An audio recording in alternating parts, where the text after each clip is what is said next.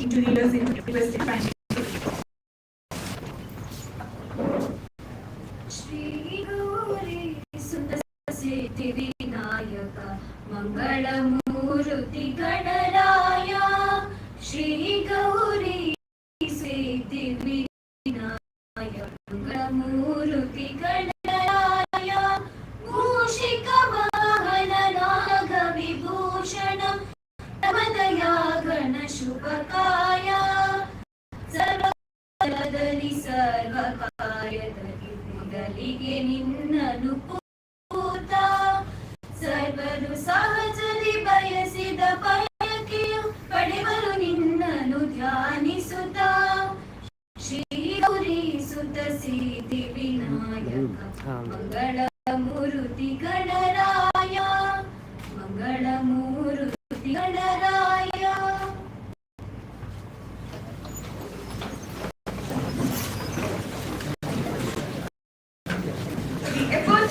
Of welcome is fashion and ceremony.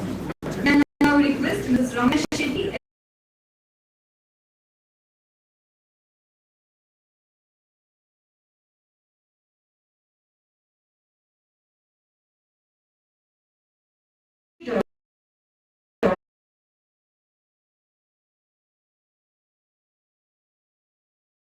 who has joined us this morning to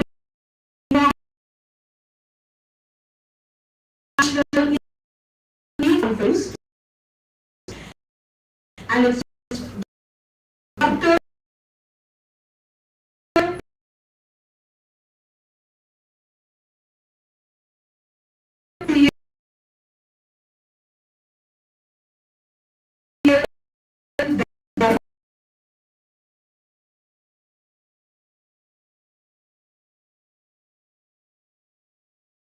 Dharma. The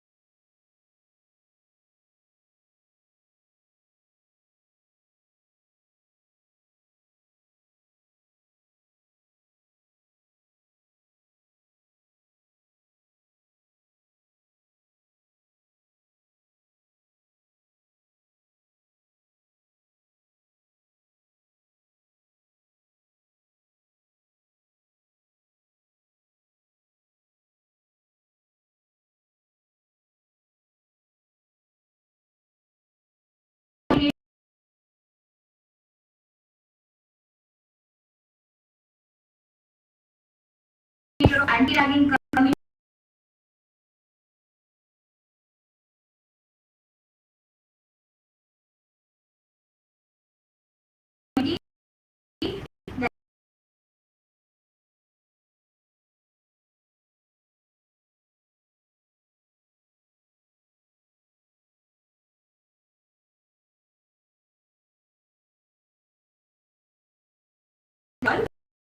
who will also be delivering the keynote aids and introduce our guest.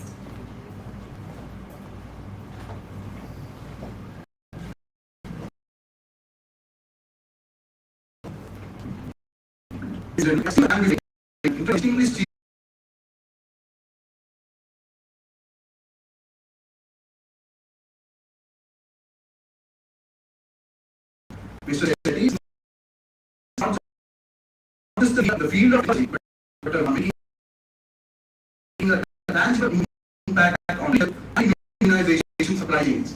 As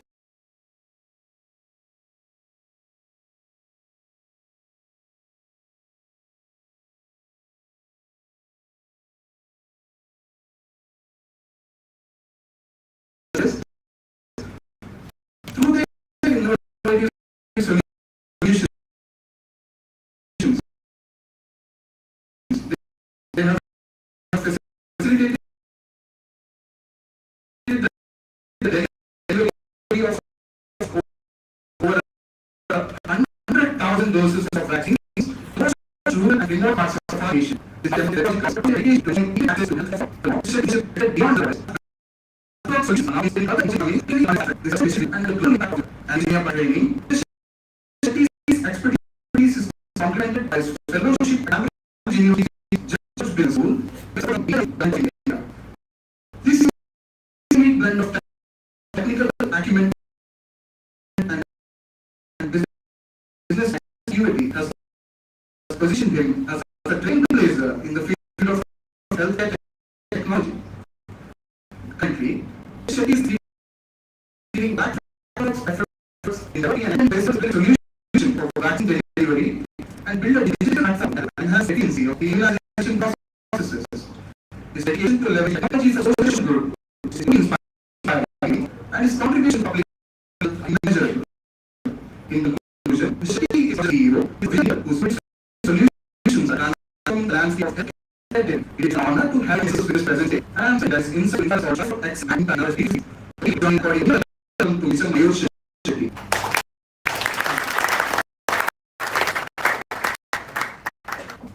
Thank you, Vignesh. I now request Mr. John Prakash, Faculty Coordinator of E-Conference, to hand over this happening to Mr. MAYUR SHETTY, sir, as a token of gratitude and respect.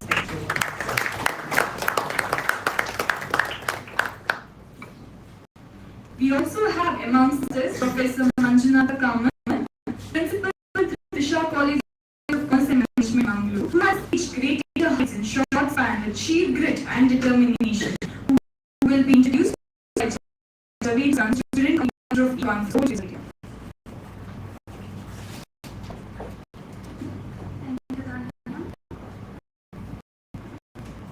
Good morning, everyone. I am Javeed, the student coordinator of International E-Conference. It is my pleasure to introduce our ALUMNUS chief guest, Professor MANJUNATHA, the principal of Trisha College of Commerce and Management.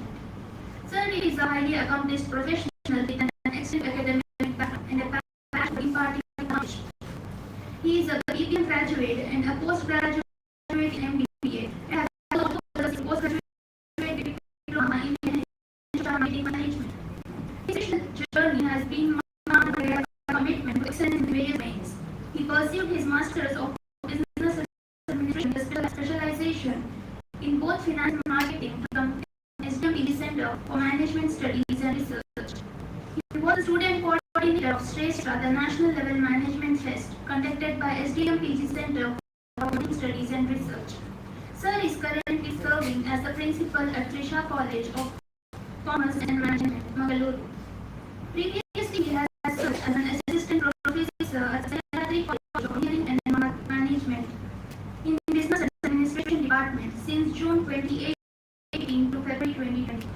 He brings a wealth of practical insights for his academic role. He has been working as a financial advisor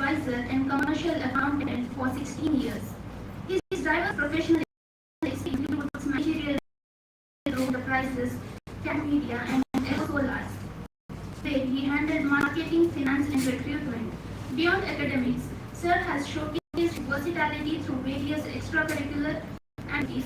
He has been involved in organizing and judging management tests, conducting training campus, and participating workshops. His commitment to social causes is evident through blood donation, tutoring underprivileged children, and active participation in initiatives like Swachh Bharat Mission and Rally for Rivers, organized by Foundation. With a holistic approach, a rich academic background, and a commitment to social welfare, he stands out as a dedicated professional making a positive impact in both academic and community space. We are honored to have Professor Manjunatha sir with us today. With this introduction, I would like to extend a very warm welcome to alumnus Professor Manjunatha and the Principal of Trisha College of Commerce and Management. Welcome to you, sir.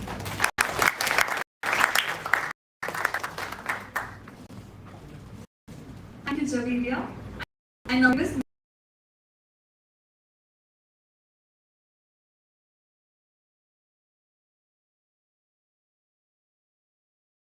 Mr. Abhishek, student of the True Conference to hand over something to Professor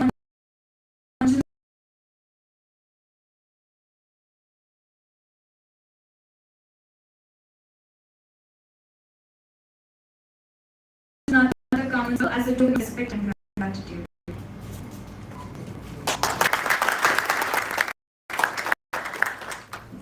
I call upon Mr. Prakash, faculty of E-Conference, to brief us about the International E-Conference and relevance of innovation discussion.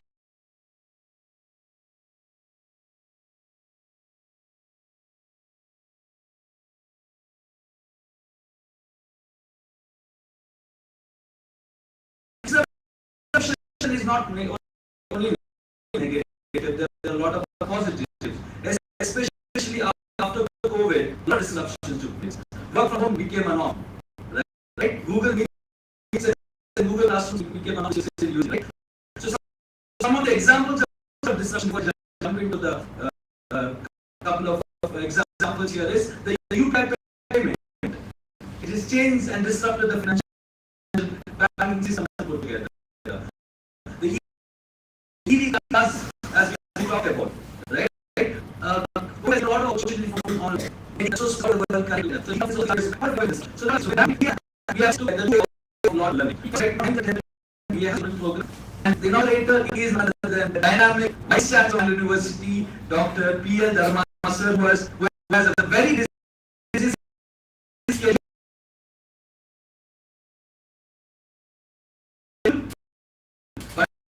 But the moment you do this, and the topic is very important.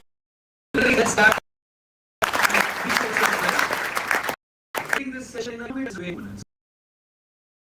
So, thank you.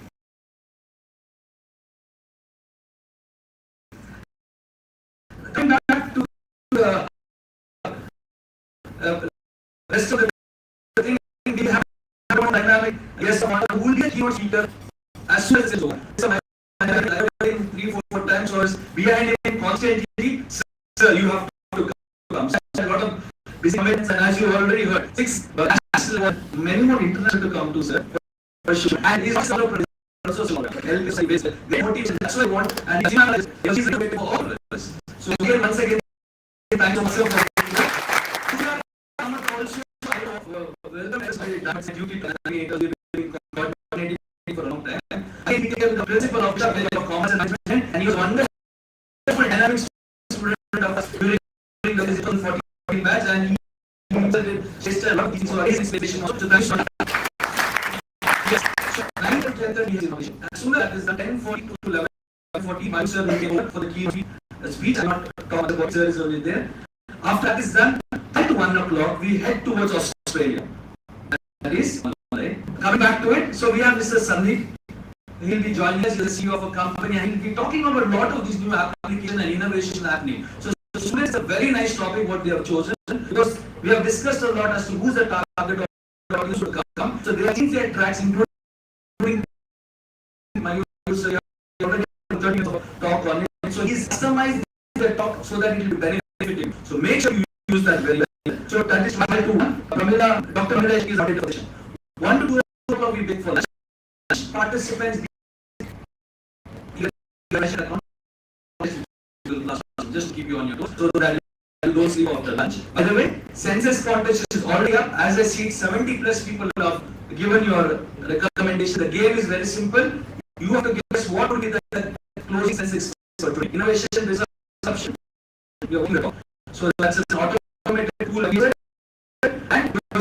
still eligible to submit your next after 4:30. Since we have 60 plus paper presenters, I've been getting called yesterday saying there's a job fair, can we change the schedule, etc. So keeping that in mind, we have not frozen the schedule. We have sent a live dynamic schedule of the Google Classroom. That means the schedules are changing based on the request of participants. Because the job fair, a person should not lose a job just to come and present paper here. So we are also innovative. We are also following the talk. So along with that, we have YouTube and Google streaming going on. So participants, I hope you are already there on our official WhatsApp group and also Google Classroom. We already go the policy as a college. Very less use of paper and more use of digital technologies, and that is how the norm is. So that we have to show it by doing it, not just talking the talk. So going on as what is the benefit, even you can give suggestion, it's all there in the Google Classroom itself. So with these few words, we go starting for, and after that, 2 to 4 presentations in multiple sessions. We have 5 tracks put together, that is from 2 to 4:30. Now, since our guests, again, the 2 more guests are from international subcontinents. One is Switzerland, the other one is from Belgium. We have to keep their time in mind.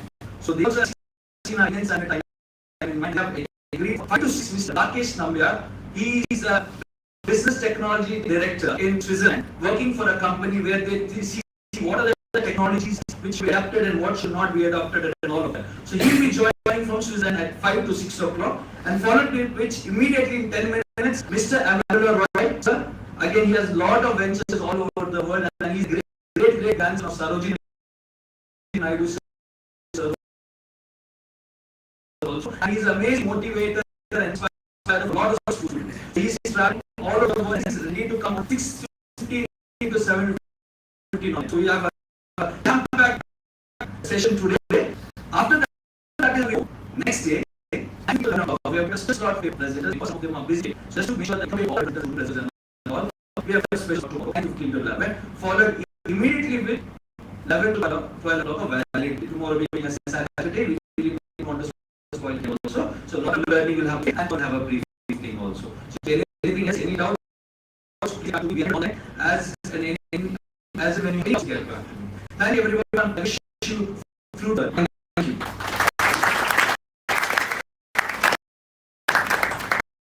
Thank you. We start this exciting event with a symbolic tradition, that is the lighting of the lamp. This ceremony signifies the illumination of knowledge and the commencement of our journey together. I now request all the dignitaries on the dais to light the lamp and grace the occasion.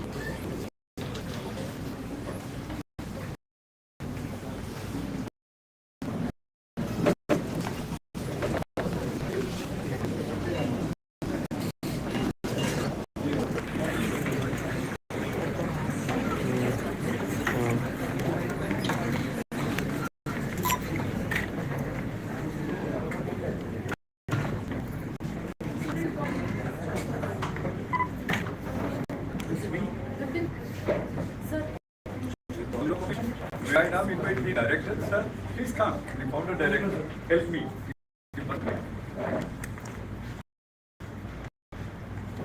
Sir. Please. Namaste.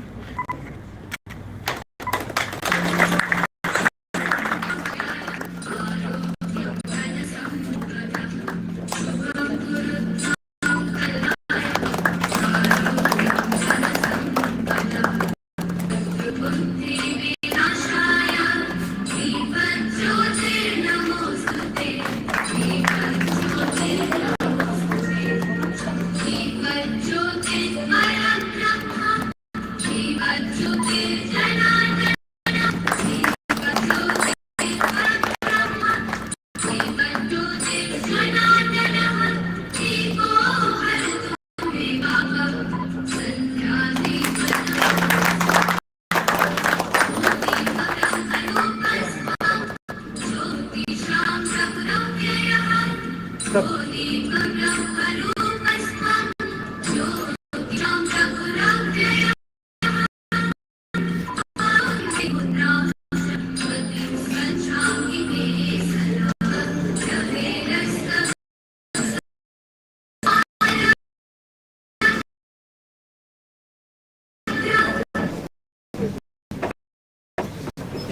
was always take your seat in front of you must in the way of innovation, tolerance, innovation adoption. I was not for the context to kindly take over.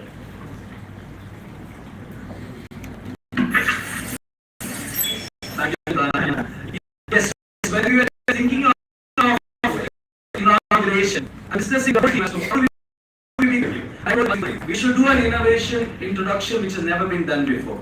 So, with that, I now request our beloved Vice Chancellor, Mangalore University, Professor Dr. P.L. Dharma sir, to keep his fingerprints on a tab. His verification will be done, and then the innovative will happen.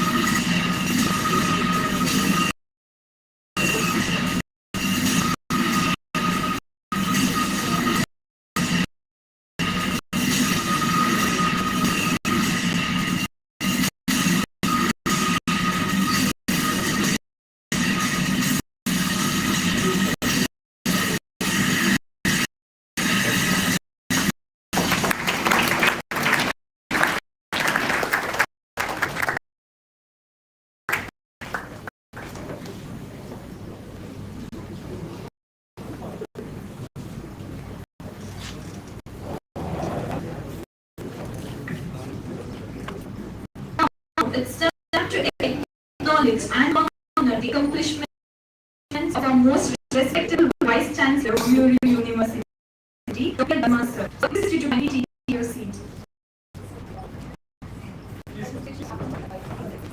And I request Dr. Seema Shinai, the Director of the Institute, kindly do the honors.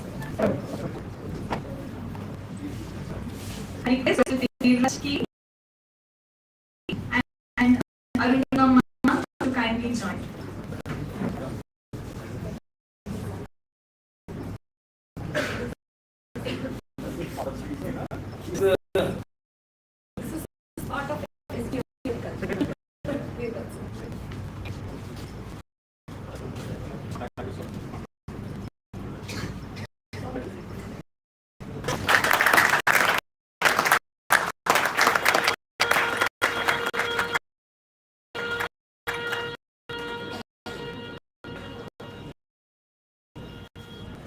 We extend a resounding congratulations to our most Dharma, whose dedication, talent, and innovation, all his collective qualities and testimony of the fact that he has been doing and we are incredibly proud of your accomplishments, sir.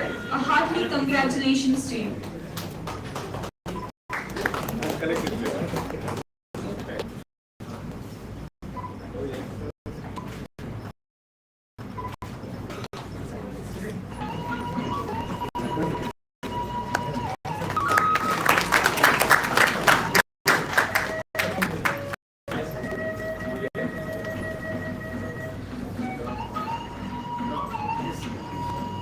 Okay, study. Good morning, sir.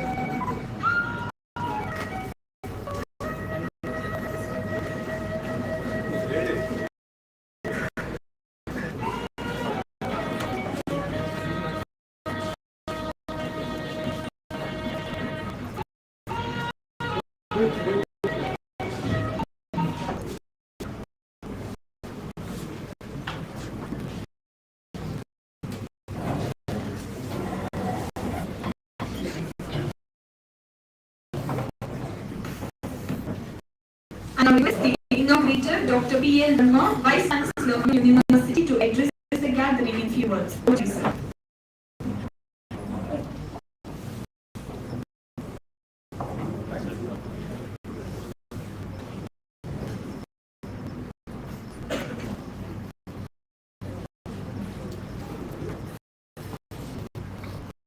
Dear friends, all the innovative tests on the desk.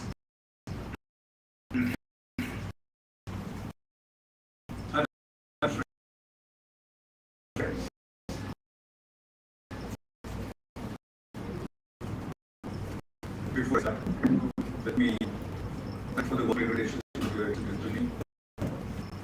Also, I have a great respect for President Viraj, who shaped this institution to the level what it is today. Sir, we remember you. We were to 8 years old, to the level that it has reached today. My batchmate, Dr. Kamath. Thank you so much for your presence. All friends, dear friends of mine, Australia, Switzerland. But because few words in Kannada, because this important to me. I believe all my friends here on the understand Kannada. 2 minutes. ನಮ್ಮ ಸಂಸ್ಥೆಗೆ ಬರೋದು ಮತ್ತು ಸಂಸ್ಥೆಯಲ್ಲಿ ಕಾರ್ಯಕ್ರಮದಲ್ಲಿ ಭಾಗವಹಿಸುವುದು ಮತ್ತು ಈ ಸಂಸ್ಥೆಯಲ್ಲಿ help ಮಾಡೋದು ಅತ್ಯಂತ ಭಾವನಾತ್ಮಕ ವಿಷಯ. ಹಾಗಾಗಿ ಎಜುಕೇಶನ್ ಬರುವಾಗ 2 ಮಾತ್ರ ತಲುಪಿಕೊಳ್ಳೋದು. ಯಾಕಂದ್ರೆ SDM ನನಗೆ ಸುಮಾರು ಅದಕ್ಕಿಂತ ಬಹಳ ನನ್ನ ಬದುಕನ್ನು ಬದಲಿಸಲಿಕ್ಕೆ ಸಾಕಷ್ಟು ಸಹಾಯ ಮಾಡಿದೆ. ನಮ್ಮೆಲ್ಲ ಸ್ನೇಹಿತರ ಮಯೂರರಿಂದ 5 ವರ್ಷರಾಗಿದ್ದಾಗ ಕ್ಯಾಂಪಸ್ ವೇದಿಕೆಯಲ್ಲಿ ಒಂದು ಸ್ಕ್ರೀನ್ ಮಾಡಿಕೊಟ್ಟು ಒಂದು ಕಡೆ ಮಂಜುನಾಥ, ಇನ್ನೊಂದು ಕಡೆ ಒಂದು ಕಡೆ ಈ ವ್ಯವಸ್ಥೆ, ಇನ್ನೊಂದು ಕಡೆ ನಮ್ಮ ಡಿಫ್ರೆಂಟ್ ಶೈಲಿಯಲ್ಲಿ ಮಾತನಾಡೋ ಸೈದ್ಧಾಂತಿಕ ನೆಲೆಯಲ್ಲಿ ಮಾಡುವಂತ ವೇದಿಕೆ ಕೊಟ್ಟ ಜಾಗ ಇದೆ. ಹಾಗಾಗಿ ಇಲ್ಲಿ ದೇವರು ನೆಲೆಸಿದ ಜಾಗ ಅಂತ ಒಂದು ನಾನು ಹೇಳಿದೆ. ಈ ಜಾಗದಲ್ಲಿ ವೈಶಾಖದಲ್ಲಿ ತುಂಬಾ ಅವಕಾಶ ಮಾಡಿಕೊಟ್ಟ ಜಾಗ. ಹಾಗಾಗಿ ನಮ್ಮ ಮಾತುಗಳನ್ನು ಕೇಳಲಿಕ್ಕೆ ಹಾಗಾಗಿ I could express free. I could come and speak very, very, very different on the stage on any subject. Ever and ever the management, Chancellor himself objected me to speak the way. That's the reason why I have a great respect. ಮಾತಾಡ್ಲಿಕ್ಕೆ ನಿಮ್ಮ ಭಾವನೆ express ಮಾಡ್ತಿದ್ದಾರೆ, ನಿಮ್ಮ ಮಾಡಿ ಸಾಧನೆ ಮಾಡಲಿಕ್ಕೆ ಬಹಳ ಒಳ್ಳೆಯ wonderful stage And I looked at the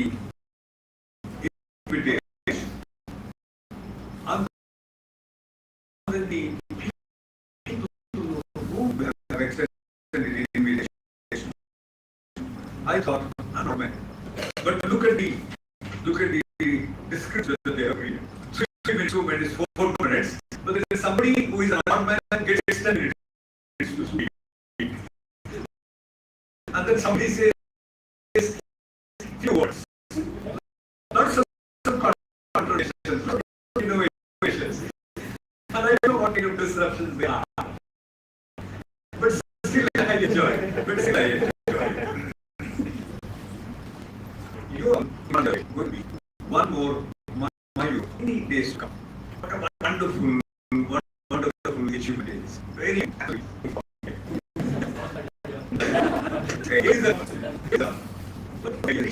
Different continents, and it's going to be. I like the word.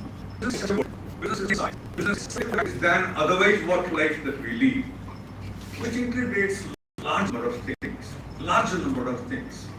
So the business doesn't believe in the investment, profit, and then once again investment, and go on investing, and then try to see that you encroach larger number of areas, so that you bring in larger number of innovations and make world as a single village. Business is not just that. Business has culture today. Business has a different kind of voice today. It's also music today. And that's the reason why business ought to do large number of things which are very unconventional. Business has to integrate. One point of time during the 80s, I believe, married. But we only thought that once the market comes in, my student is once the market comes in, we will integrate it. No differences, no discriminations, neither the other. Anyway, we will be very happy. No murder, no emotions. Once the market speaks language of beauty. And money doesn't have religious identity. Money doesn't have any caste identity, gender identity. What a wonderful secular idea is. And we thought that it was also good. We just provide, but even if I provide, it did not even discriminate between the African nations where you are trying to measure now, and India and the developing and already developed progress, it never discriminated. To me, this is like my friends. And the future. So this is not wonderful man today. This is not just a world where it addresses the competition. It doesn't simply address the largest number of fleeting industry. It's much more. It's much more. It has gone to the level where it's accelerated. The number of unwanted components are added to business. There are certain products that you have which is exclusively dealing with the idea of region. There are some products that you do which related to some of those categories that deal with social categories. You get into categories. This is for women to men. And this is for men of a different category. And this is for women of a category. Business speaks of very clearly, related to survive. Because business doesn't do the market. It now speaks of box. Yes, women, category of women, yes. And there are a large number of industries come. It is very few women. So this is for what is it? I'm very bad. You are obviously producer. So you need to have a single but you have a and then the producer.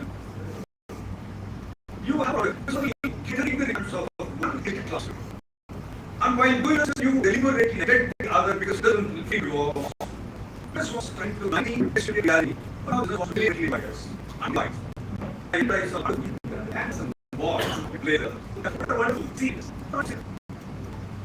I'm really scared. My friends, that's why I'm going to society. That's the problem. When you become a businessman, when you become a MAYUR next time, you are going to be the shoes of MAYUR. See that we risk the shoes. And that's right. Where you integrate the society and don't take the other step. Disintegration and then not want people.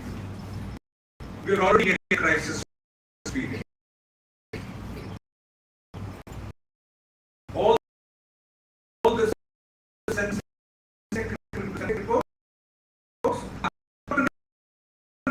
as much as you all the things that are being crashing down. Not in the reason word. But we know the society will get crushed the read. It's our own to have fluctuations. Look at the impact. It's day and a year. It is stagnant. You can't place with others. There are n number of people. N number of people that need to have it work together.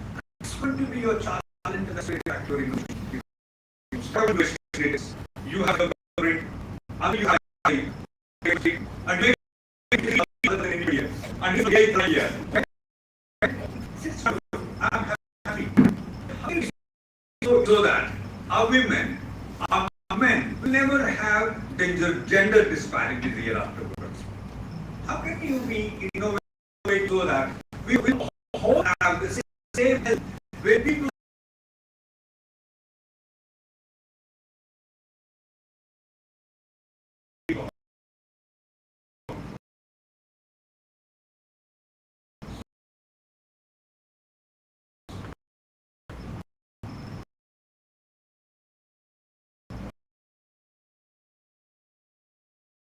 the medical world itself is not,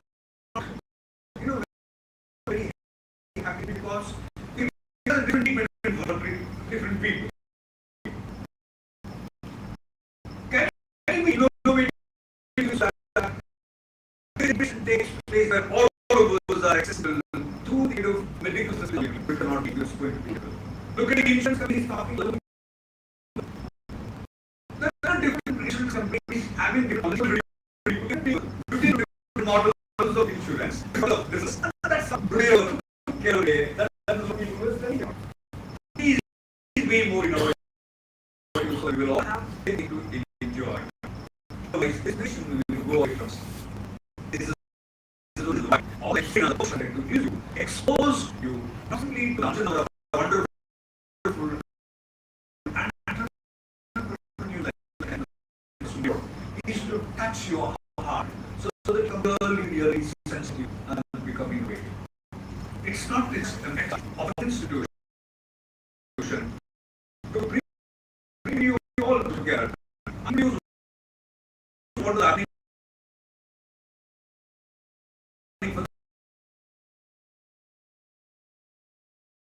for the next 2 days and enjoy it at the end of the day. Enjoy weekends. It's not just that. Every next minute of this conference is to remind you of your social responsibility so that you become absolutely innovative. Towards our disruption. I've been a student of social science and disruption. I've never heard about the disruptions of different things. You said the market from disruption. Wonderful example. We gave, props. Google came, blah, blah, blah, blah. Those was fine.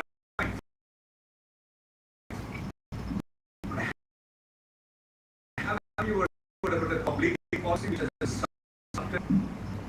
Have you heard about the state just very serious and there is somebody we spoken your business now. You go back. The CEO can way back. They are able to think differently. But remember, more than money, they say just kind of direct. They say just change your mind, change your life. I don't think that. Because money don't think anything about the person has. You don't think what is the public policy? It could be medical policy, it could be education policy, health policy, insurance policy, and all part of the same products. So today, if you are what you are today, it is also because of the same. Look at those disruptions that come periodically, not just disruption. They all create disruption. They are being very creative. And you can be knowing one from four. How innovative you are. You begin to start to think different. But I'm not worried about why today, just like you, young in the future, not even pay attention to what is happening in the state these days. You know how this is happening in the state today. Market crumbles, market survives, market rises, not because market has its own life. Market has been directed and controlled by somebody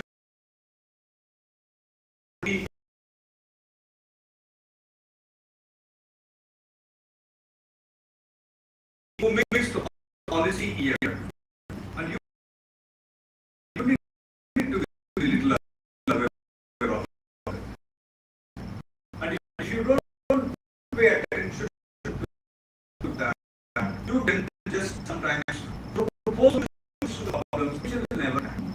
We have large number of social problems to tinkering, resilient solutions under the chances of the law. And the chances of the way is because you do not concentrate on the state. So you are a businessman, you're a master's school, this product, but all happens under one umbrella. If you don't understand this, you will not even be able to understand how you do it. Please pay attention to the rules and regulations of this thing, so that you will understand what are these options are. The colleges are open, one to these are there, everything, but the curriculum decided by you is not letting you go over the days. The disruptive teaching is not helping you.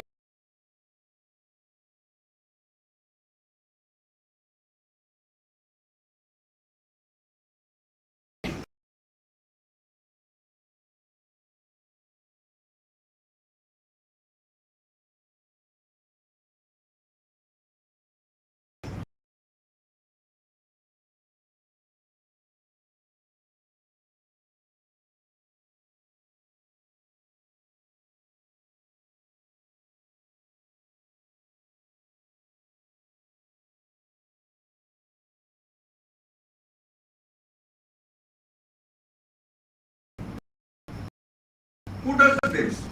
You may agree, what minds are there. Look at the way these people are doing what they have been trying to do. But when it comes to syllabus, I'm teaching something which is already long back. I don't think that these syllabus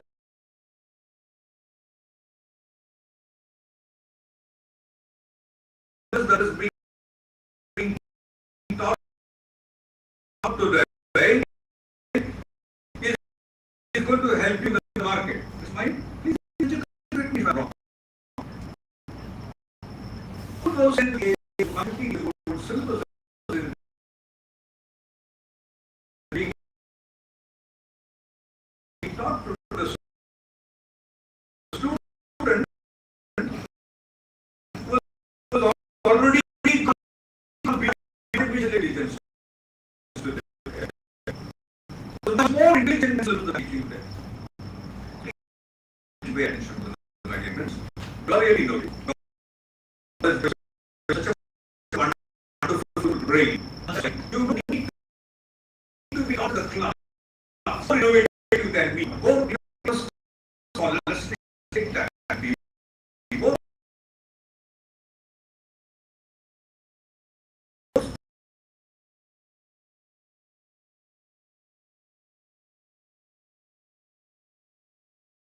formulate than me.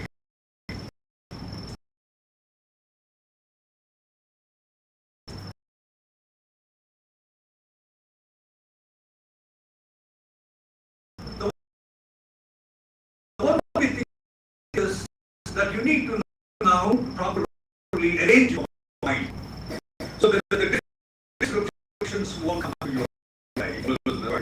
And this is the area where you disruption area. But try to be a person, individual, or a girl, so that the time properly. I know you're a manager, you will be a great manager. But remember,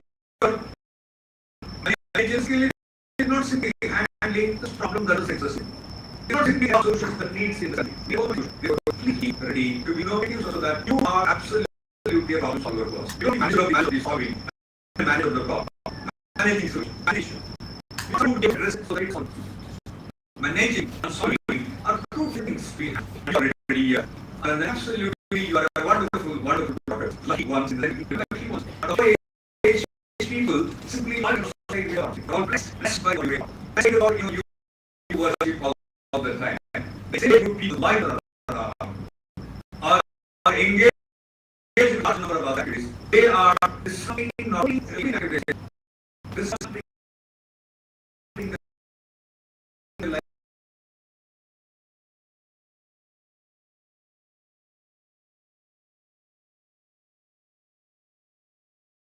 like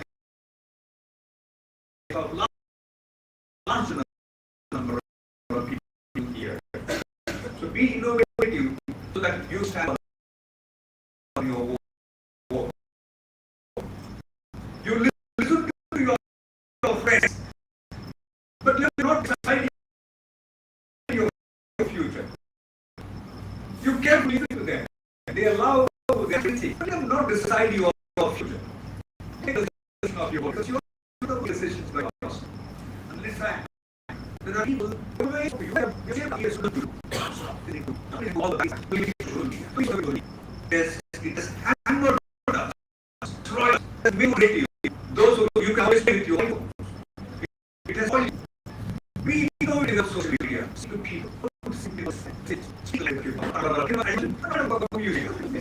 happy. Speak. I'm useless for every time you fall in love. And then you refuse to speak these days. You don't want to speak also. You don't want also, make sound of your voice. People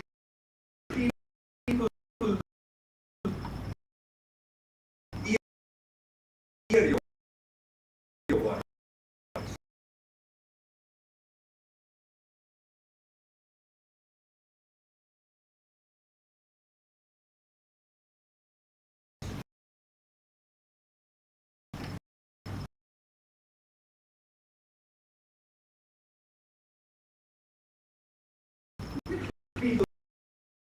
People know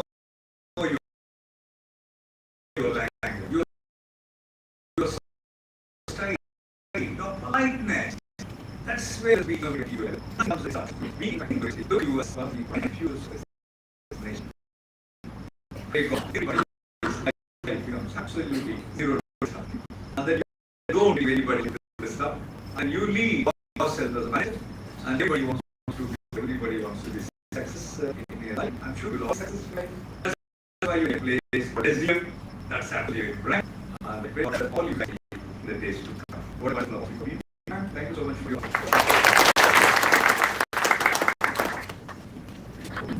Thank you for spreading positive area and inspiring all of the efforts and exchanges. Going back, we're going to hear from Mr. Mashi contribution in your address. But sir, Chris, to all of us, I will motion the innovation members. Honorable guests, dear Dharma, this chief guest Professor Manjunatha, same line. Thanks for the students. It is a warm welcome and a very welcome to each of you. I'm still a little mesmerized from the Dharma talk earlier. I think I'm going to have kind of illustrate a couple of mentioned the word because I have a long session with all of you. Very excited for that. For the information, the types of some larger brands engage in innovation.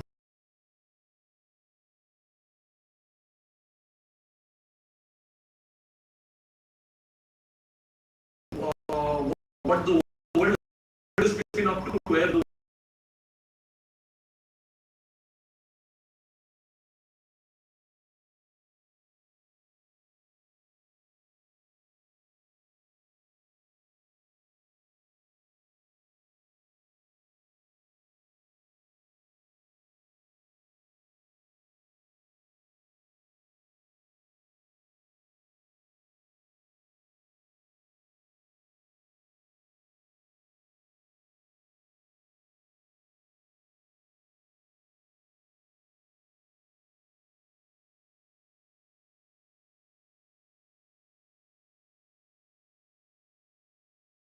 the next 2 days, if COVID changed the world once, I think the world is changing again now for the second time in 2024, especially with the advent of artificial intelligence, technology, and the way that every person right now, and I think that each of you needs to be couple of years ago when 80s to 90s, automation and when blue collar was being released by automation, for the second time it's changing where you and I, as management professionals, as we enter the workforce, a whole lot of things, a whole lot of the way the world of companies work. This is not just about work from home, but also our skill set, with what the company looks as an output. That's changing right now, and we need to be very well equipped for that. I truly believe that this today conference will set a tone to how we go to preparing for the future. Unique ways of putting it out. There's a little,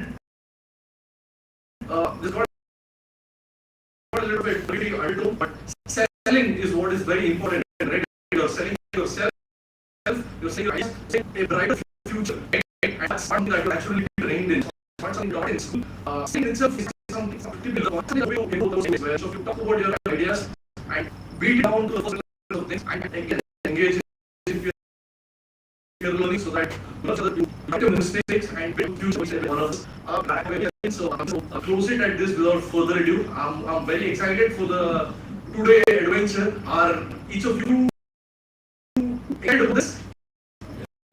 Yes. Actually, are you? Yes. Thank you. Thank you so much and look forward to it.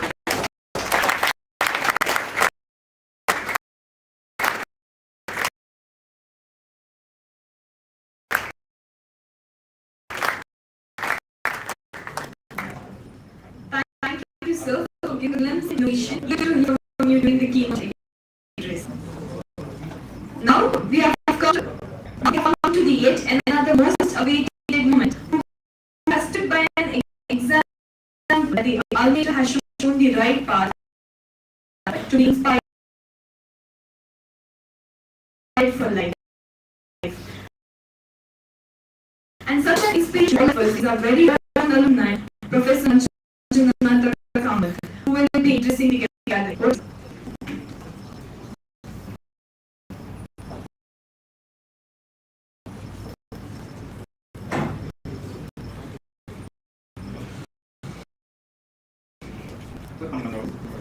It's been 2 weeks of the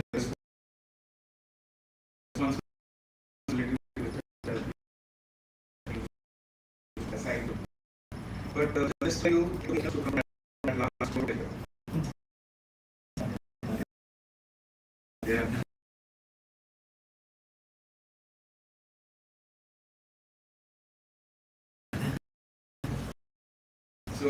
So 15 years ago, I joined the particular college under my guidance, and to tell you, to be frank, they were set up. Because the kind of role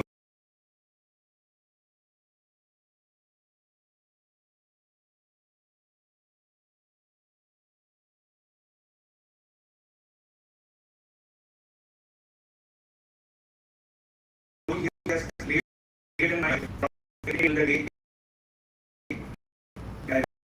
I became principal or till today. Okay. The thing is, he was the one who actually told me you can go in. And by the time whatever comes in your mind, come to the solution, and as the dancer has kept the team with the along with the faculties, has been one of the main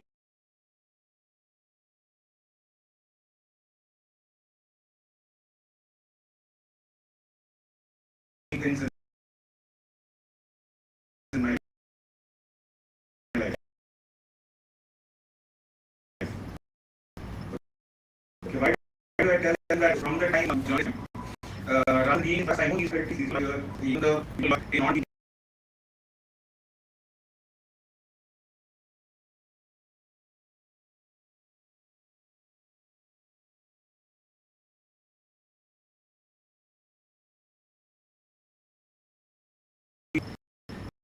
and just to tell you, this is my second week, as I've already told, and this is the second time I'm meeting the Vice Chancellor. Okay, last week also I had the opportunity to meet, this was again meeting. Yeah, I'll try out the time I'm okay, so why do I tell this is, I've seen sir from past so many years, and the kind of emotional attachment with the students, the kind of presentations he does, the kind of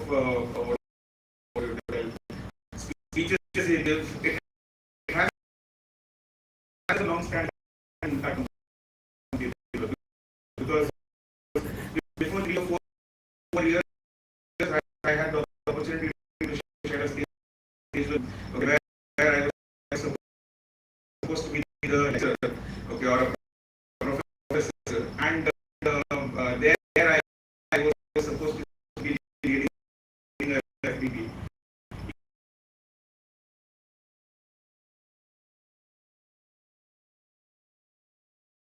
Even that day he had told about the changes which were supposed to bring in our life, and the way in which a teacher is supposed to be a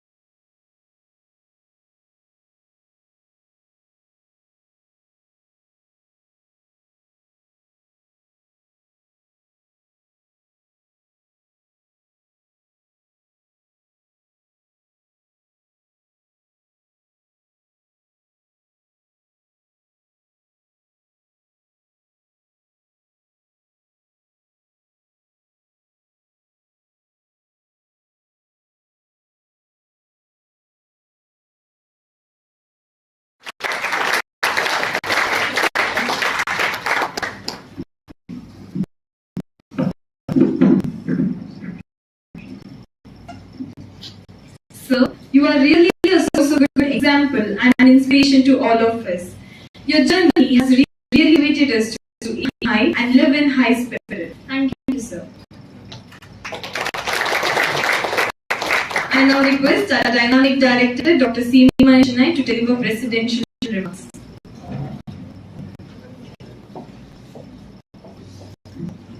Om Shri Manjunatha Namaha. Most respected Chief Guest for this morning, Honorable Vice Chancellor of Mangalore University, Dr. P.L. Nazar, our Chief Guest of the day, Mr. Mayur, my dear alumnus student, Mr. Manjunath, faculty coordinator, Don Rush, student coordinators, members of the SDM family, members of jointers online, participants, paper presenters, source persons for various technical sessions, ladies and gentlemen. This morning's inaugural program has been a very meaningful one with different age groups of India talking to you on different things on innovation and disruption. When the student coordinators and Don came the idea of hosting a conference on the theme of innovation and disruption, the first thing I did was check dictionary for what the literal meaning was. Disruptive innovation is all about using easy methods of developing products and services to make life more meaningful. So once I understood that, I told Don, alright. So like he said, though it gave a negative understanding of the word disruption, what it actually meant was making life easy. So that's an enough to me that bringing up to the call of Alexa to sleeping to the sounds of Spotify, one example for innovative disruption. I also found that using ready-to-eat food instead of eating all by myself and switching on the on my computer lap again as for innovative disruption. This morning, our chief guests, our inaugurator and voters have given us varied examples of how innovative disruption is to touch our lives and how we need to care of the same. So I don't think we need to be dwelling more on the topic. Coming to our chief guest and inaugurator for this morning. Sir, I thank you for complimenting my team and my students for taking active part in this program, and at the same time, I want to tell you that we here at SDM give the maximum time for speech to the wisest man. So that is how you got 10 minutes and we all got 5 minutes.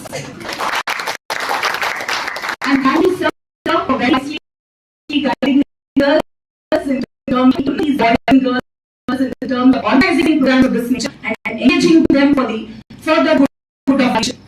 Moving on to Mayur.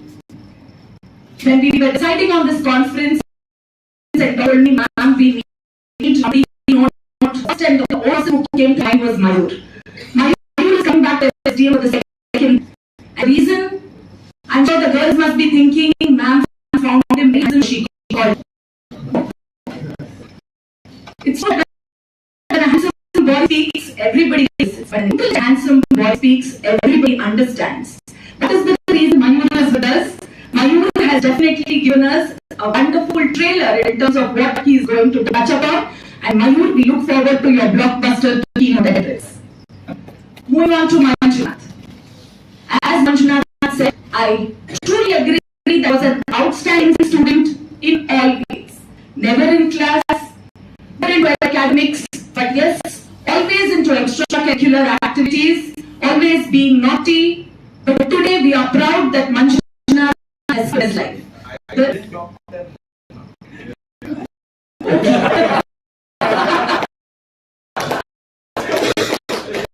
He wasn't doctor, that's my age now, about 50 years. But we are proud of achievements, Manjunath. That is the reason you might I realized to take charge as the principal of Trisha College. I thought it was much more to inspire students at the institute. Alumni are wonders. And Manjunath mentioned two things. One is and he has reached. In fact, that's always led to positive innovation. So his decision. And his office reach their goals. So, sir, I thank you for that, and please continue doing it. The other thing that Manjunath mentioned was about Dawn's assignment dream company. I must tell all the participants for this conference that this assignment dream company has facilitated several students to nurture their dreams and pursue their passion. Our guest tomorrow's session, one another example of a dream company assignment. She pursued her dream, started her own digital marketing company, and today is doing fairly good, which is why she is going to join us tomorrow morning. So, having had a great inaugural, we look forward to meaningful 2 days international conference with all of your keen participation and learning. So, thank you to our guests for joining us and wishing all the participants an eventful 2-day program. Thank you.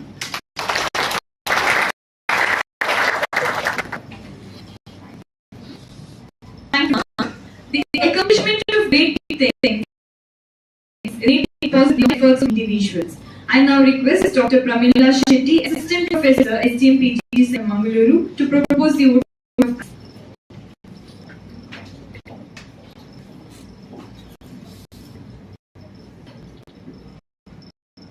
the smallest act of kindness is worth more than intentions. There is often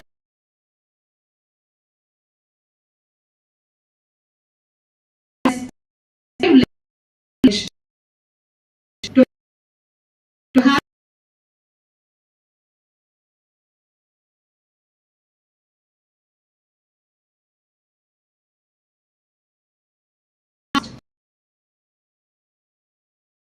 the vote of thanks. Once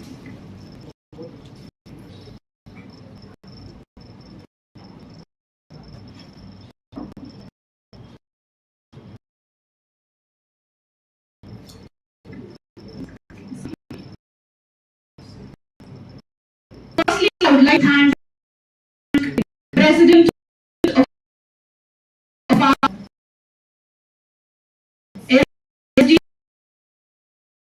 SDM institutions, Parampur to manage protest. This is the own esteemed man of innovation, accessing alumnus, principal of management, Mangalore, institution, who hasn't been of the conference. Congratulations, actually, gratitude to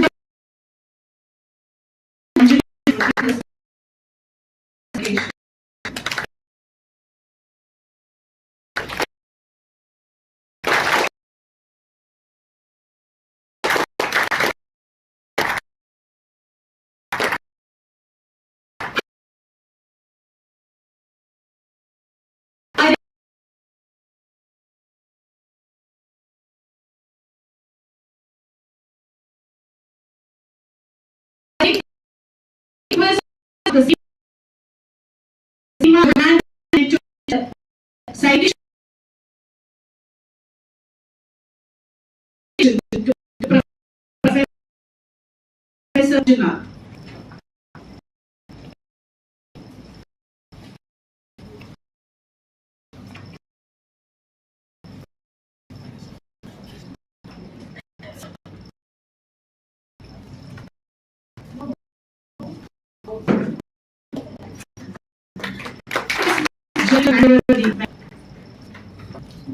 Thank you.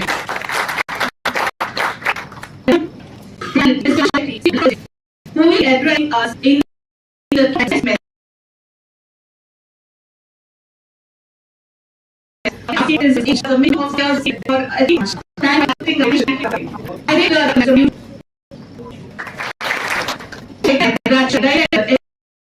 SDM MAYUR and a minimum some encouragement or organize this conference. Thank you. Even the best may not have it is meticulous planning and people. I would like to thank Mr. Prakash, the call to is and creativity of the event. Thank you, sir.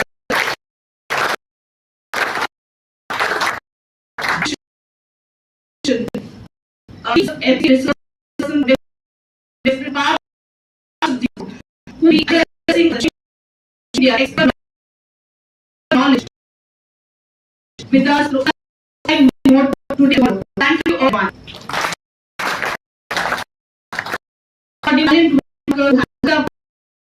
I must thank you, dear students. Gratitude. Those are governing members, principals of study institutions, Professor the data services.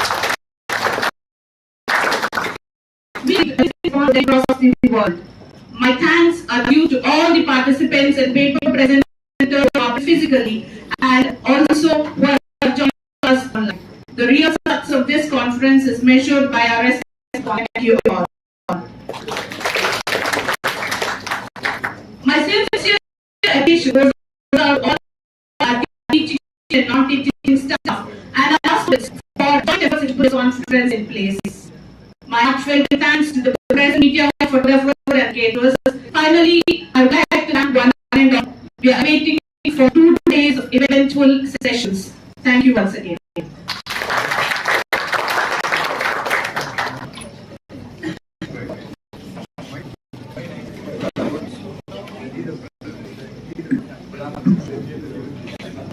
Initial and the fun and team for the next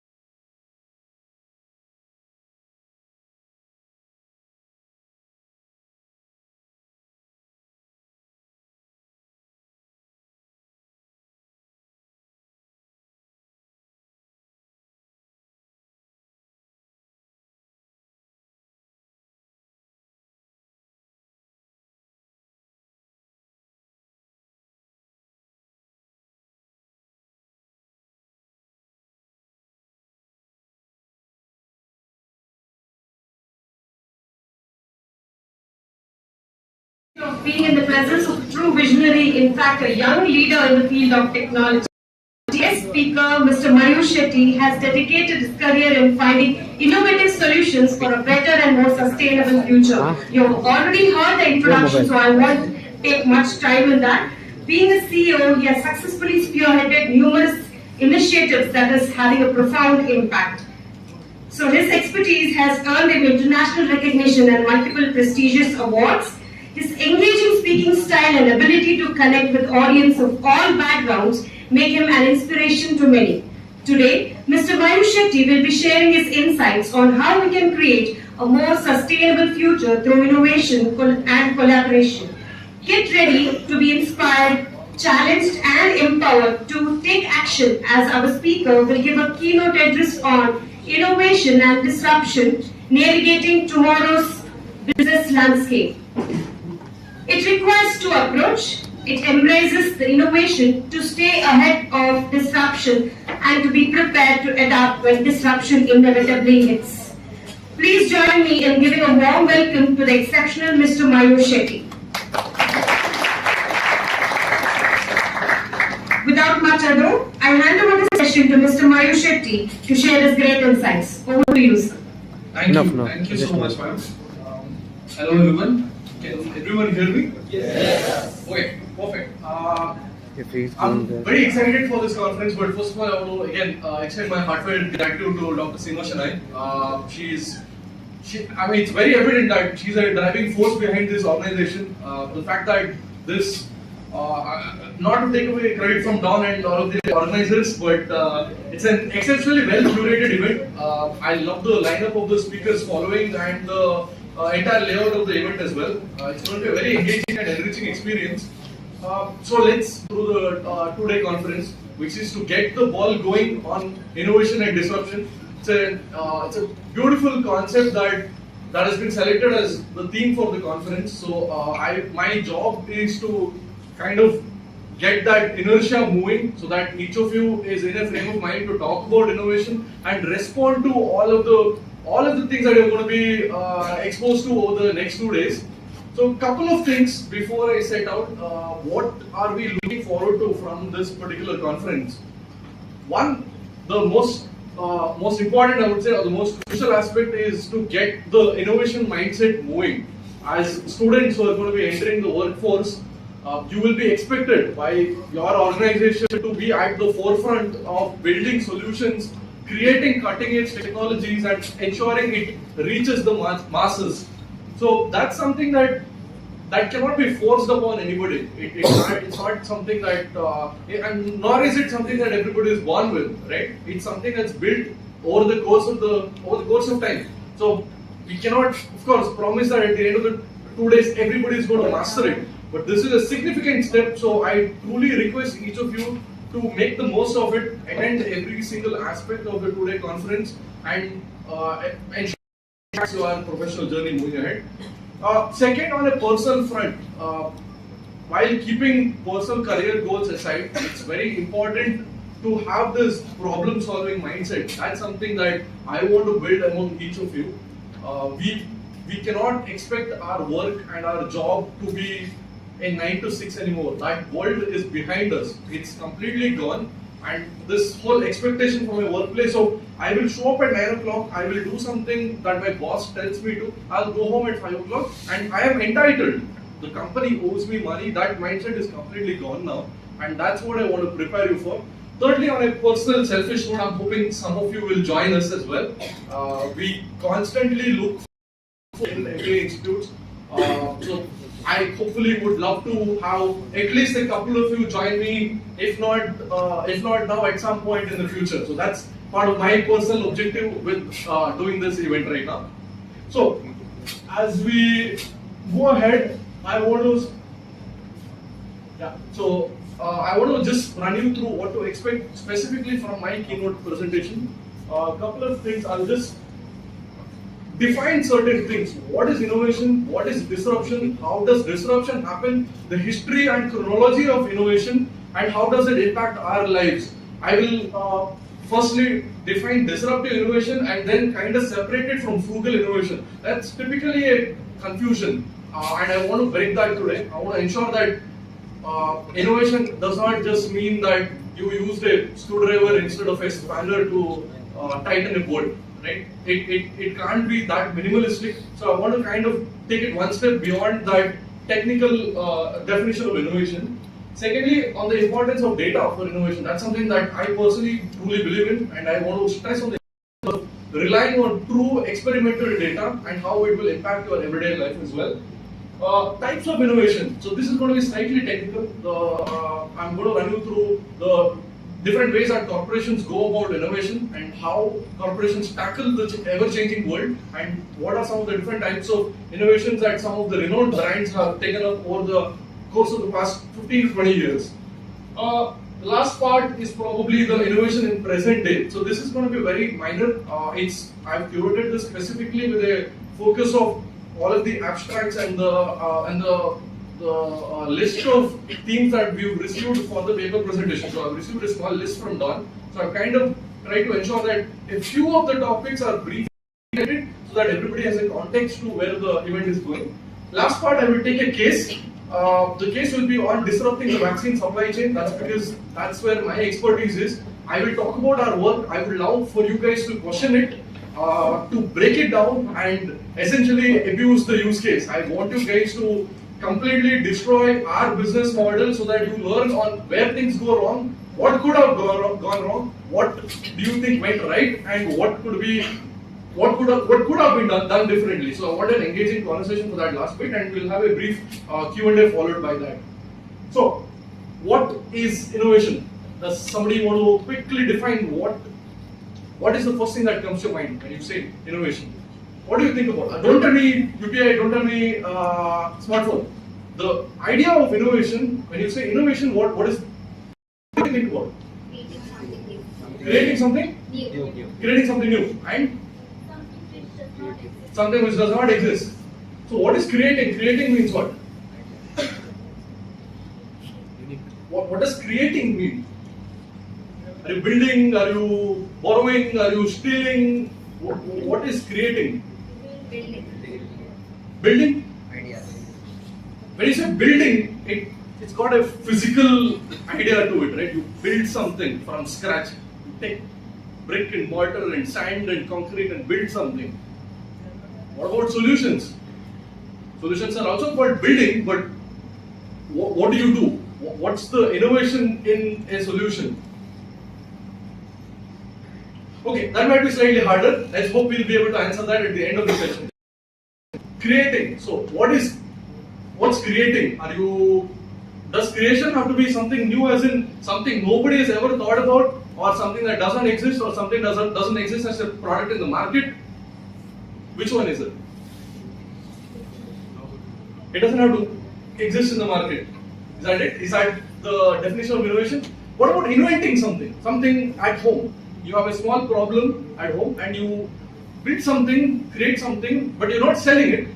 It's a hack. It's something that solves your immediate problem. Is that also innovation? Okay, I will give you a few examples. I want you to tell me if you think it's an innovation or not.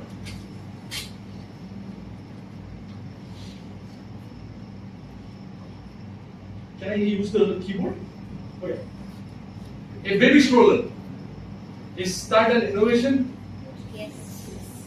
It's an innovation? Yes. Are you sure? Can you show me how many think it's an innovation?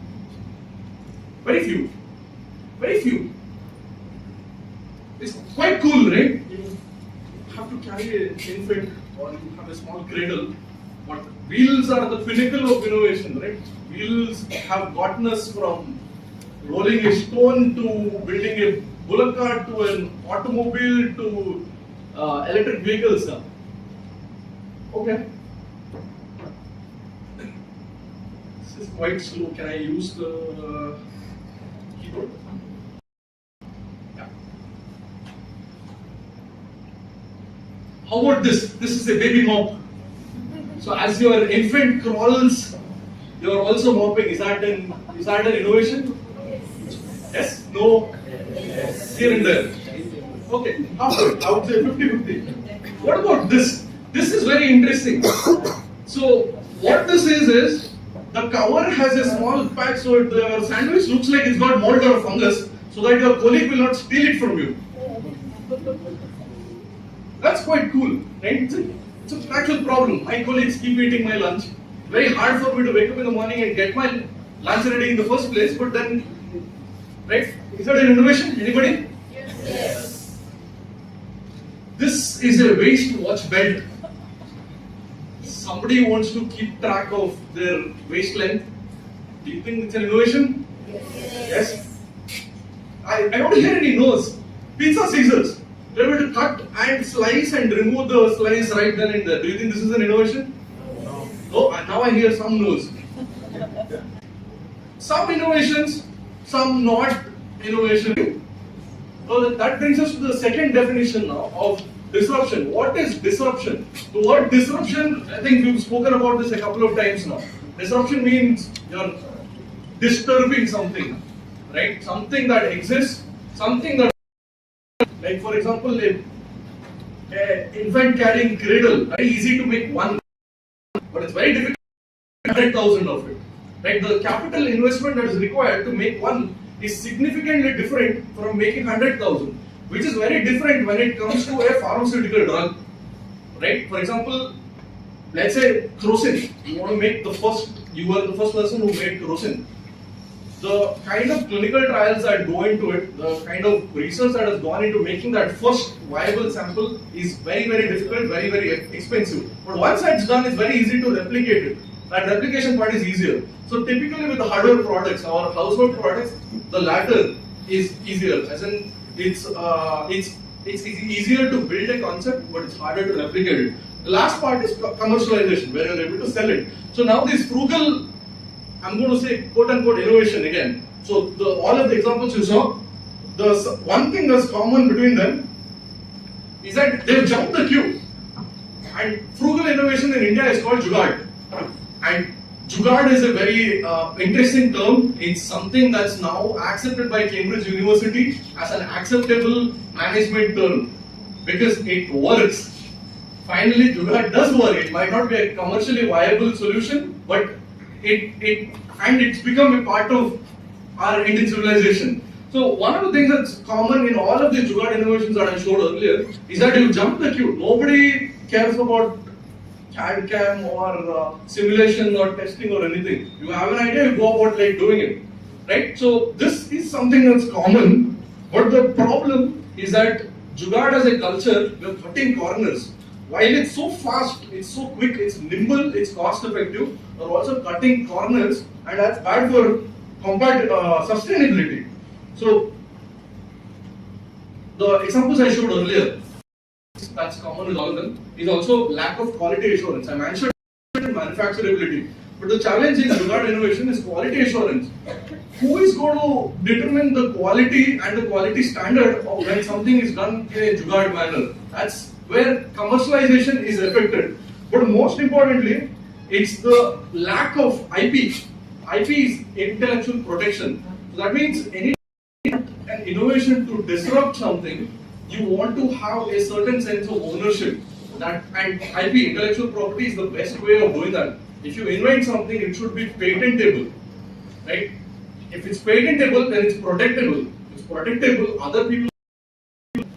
And like Peter Thiel says, competition is for losers, right? You don't want to enter into a space where it's already crowded and there's too many people and you're just like one among the other heads, right? So patentable is very important, and I want to drive this home with two new examples to kind of reinforce this point of why jugaad is bad. Have you guys seen this? I'm sure it must have come as a WhatsApp forward at some point. The photo's not very clear, but so I'll just describe it to you. In slum dwellings where lighting and electrical grid network is a challenge, you're using a bottle of water, a Coke bottle, then you're putting baking soda and some things in there so that it captures sunlight and it operates like a small light bulb. That's very cool, right? You have a natural source of lighting, it's free of cost.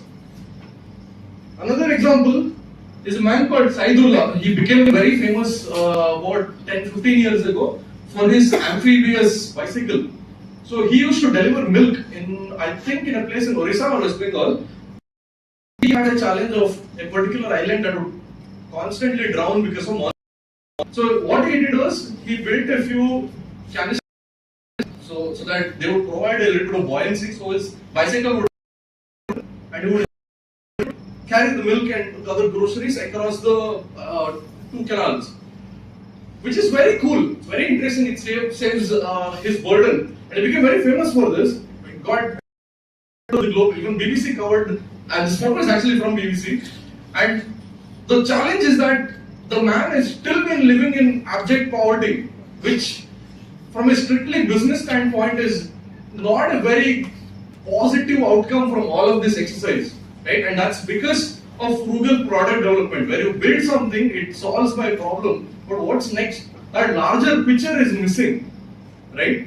And that's kind of what I want to avoid here, where we're building jugaad solutions which are frugal, right? Easily available, nimble, cost effective, it's flexible for multiple use cases. It's inclusive, it's including all of the problems, the societal challenges and all of it. But there is something missing here.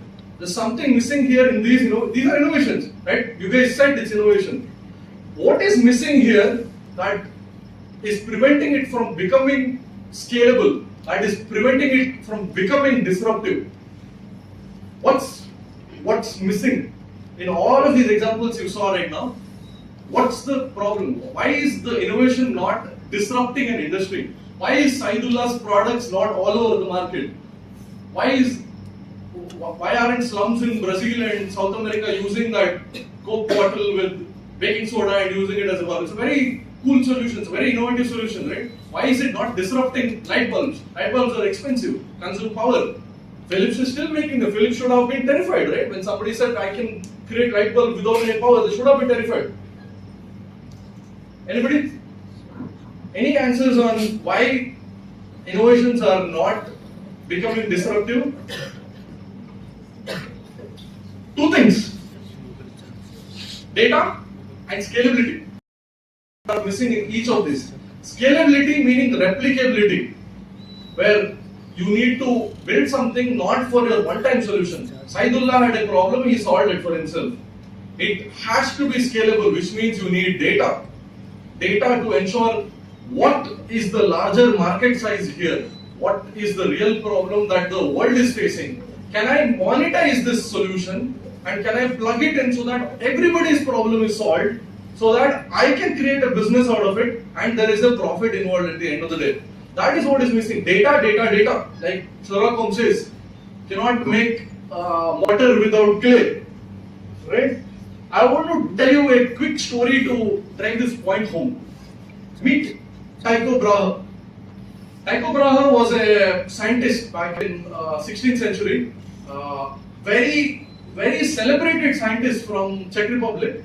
He spent most of his life, finally passed away, and when he passed away, his last words were, "Let it not seem as though my life was in vain."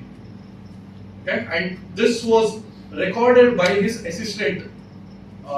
His assistant was Johannes Kepler, and Johannes Kepler studied the way that interplanetary interaction works. And Kepler is responsible for the three famous planetary laws, the way that each celestial bodies operate between each other. Interestingly, Kepler used all of the data that Tycho Brahe had collected, and he just gave it a small twist. He thought maybe the underlying assumption is wrong. What if the Earth revolved around the Sun? Then what does the data say? The same data that Tycho had collected. Tycho was right in all of the data he had collected, but just that one assumption was wrong. Which means data needs to go along with your imagination. Imagination is very important, and imagination is about perspective. Perspective can be changed, but perspective has to match with data. That's how Kepler is now the world's most celebrated scientist in the astrophysics world, where his three laws of planetary motion is the reason that we put a man on moon. Chandrayaan, Mangalyaan, the reason that we are able to go to Mars, we are able to go to Moon, are all fundamentally based because Kepler could come out with these three laws, where he used the data that Tycho Brahe had put together and he changed a very small perspective about things. This is a very interesting story, and I love this story because where data was available, and data is available to all of us. It's very objective. Imagination is a little tricky because everybody's imagination is a little different. Unfortunately, human imagination it's unlimited, right? Everybody is always imagining things. Where we fall short is we don't have access to enough data, and that's where frugal innovations stop. Innovations will work if we go that extra mile where we collect the appropriate and the right kind of data, and we are able to scale our solution. And this is where data is the point that bridges the gap between innovation and disruption. And this is I mentioned about brick and mortar from Sherlock Holmes. Another very personally favorite quote of mine is from Sir Arthur Conan Doyle, where about 100 years ago he said that it's a capital mistake to theorize before one has data. Insensibly, one begins to twist facts to suit theories instead of theories to suit facts. Where when we don't have appropriate data, we start twisting our reality. Right?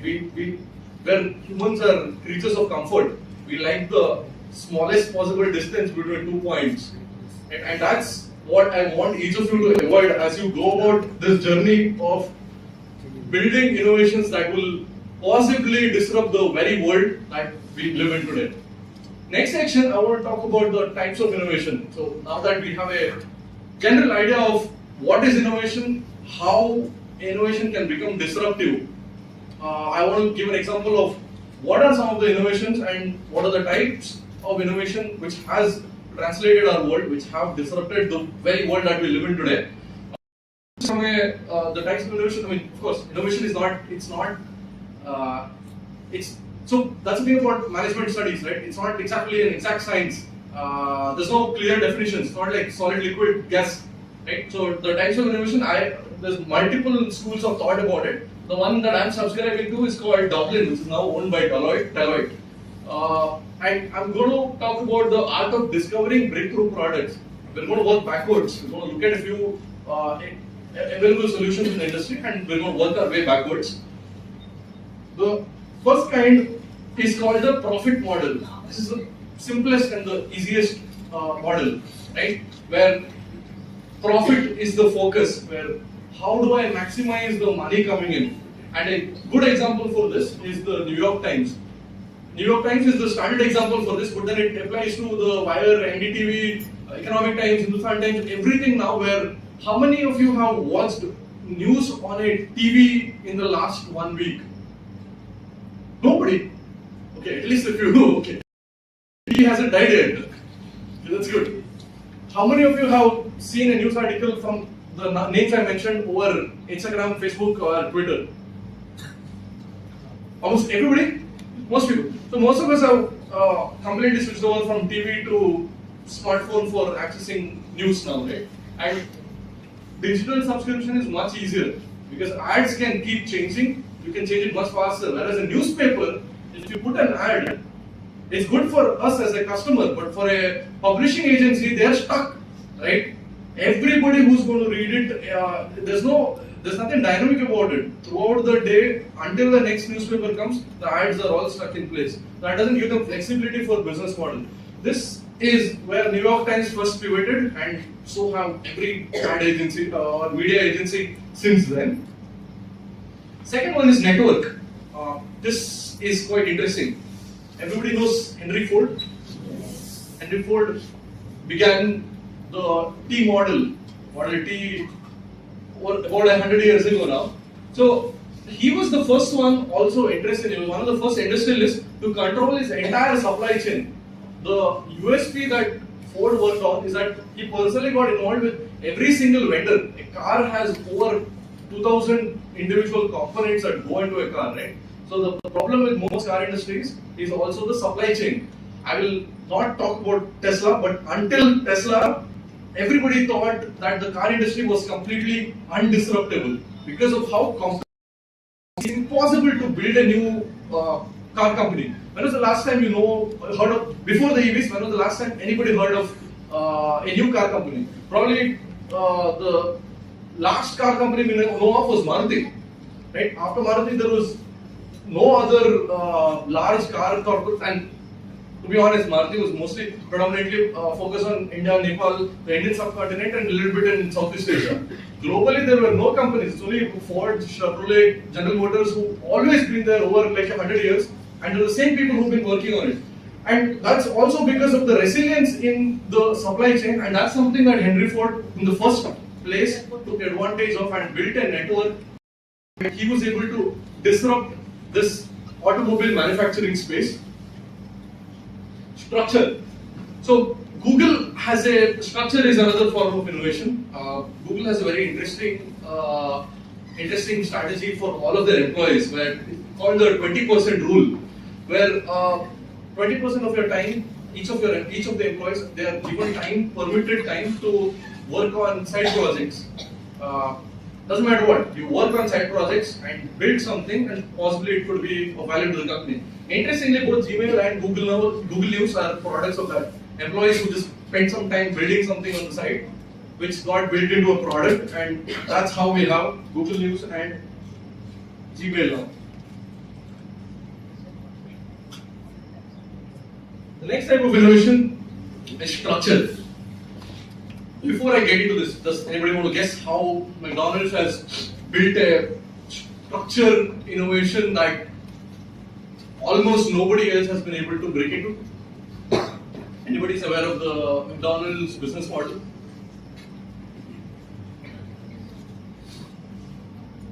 Anybody?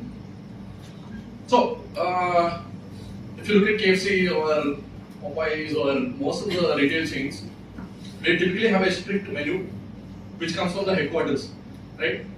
And each of the franchises, they stick to that, and that's good because there's also brand protection, right? If you do too many things could go wrong and you hurt the brand image. And somebody in Mangalore, if they hurt the brand image, the headquarters in the US is at some point going to feel the brunt of it, right? So that control is very important. But also losing control has its own merit.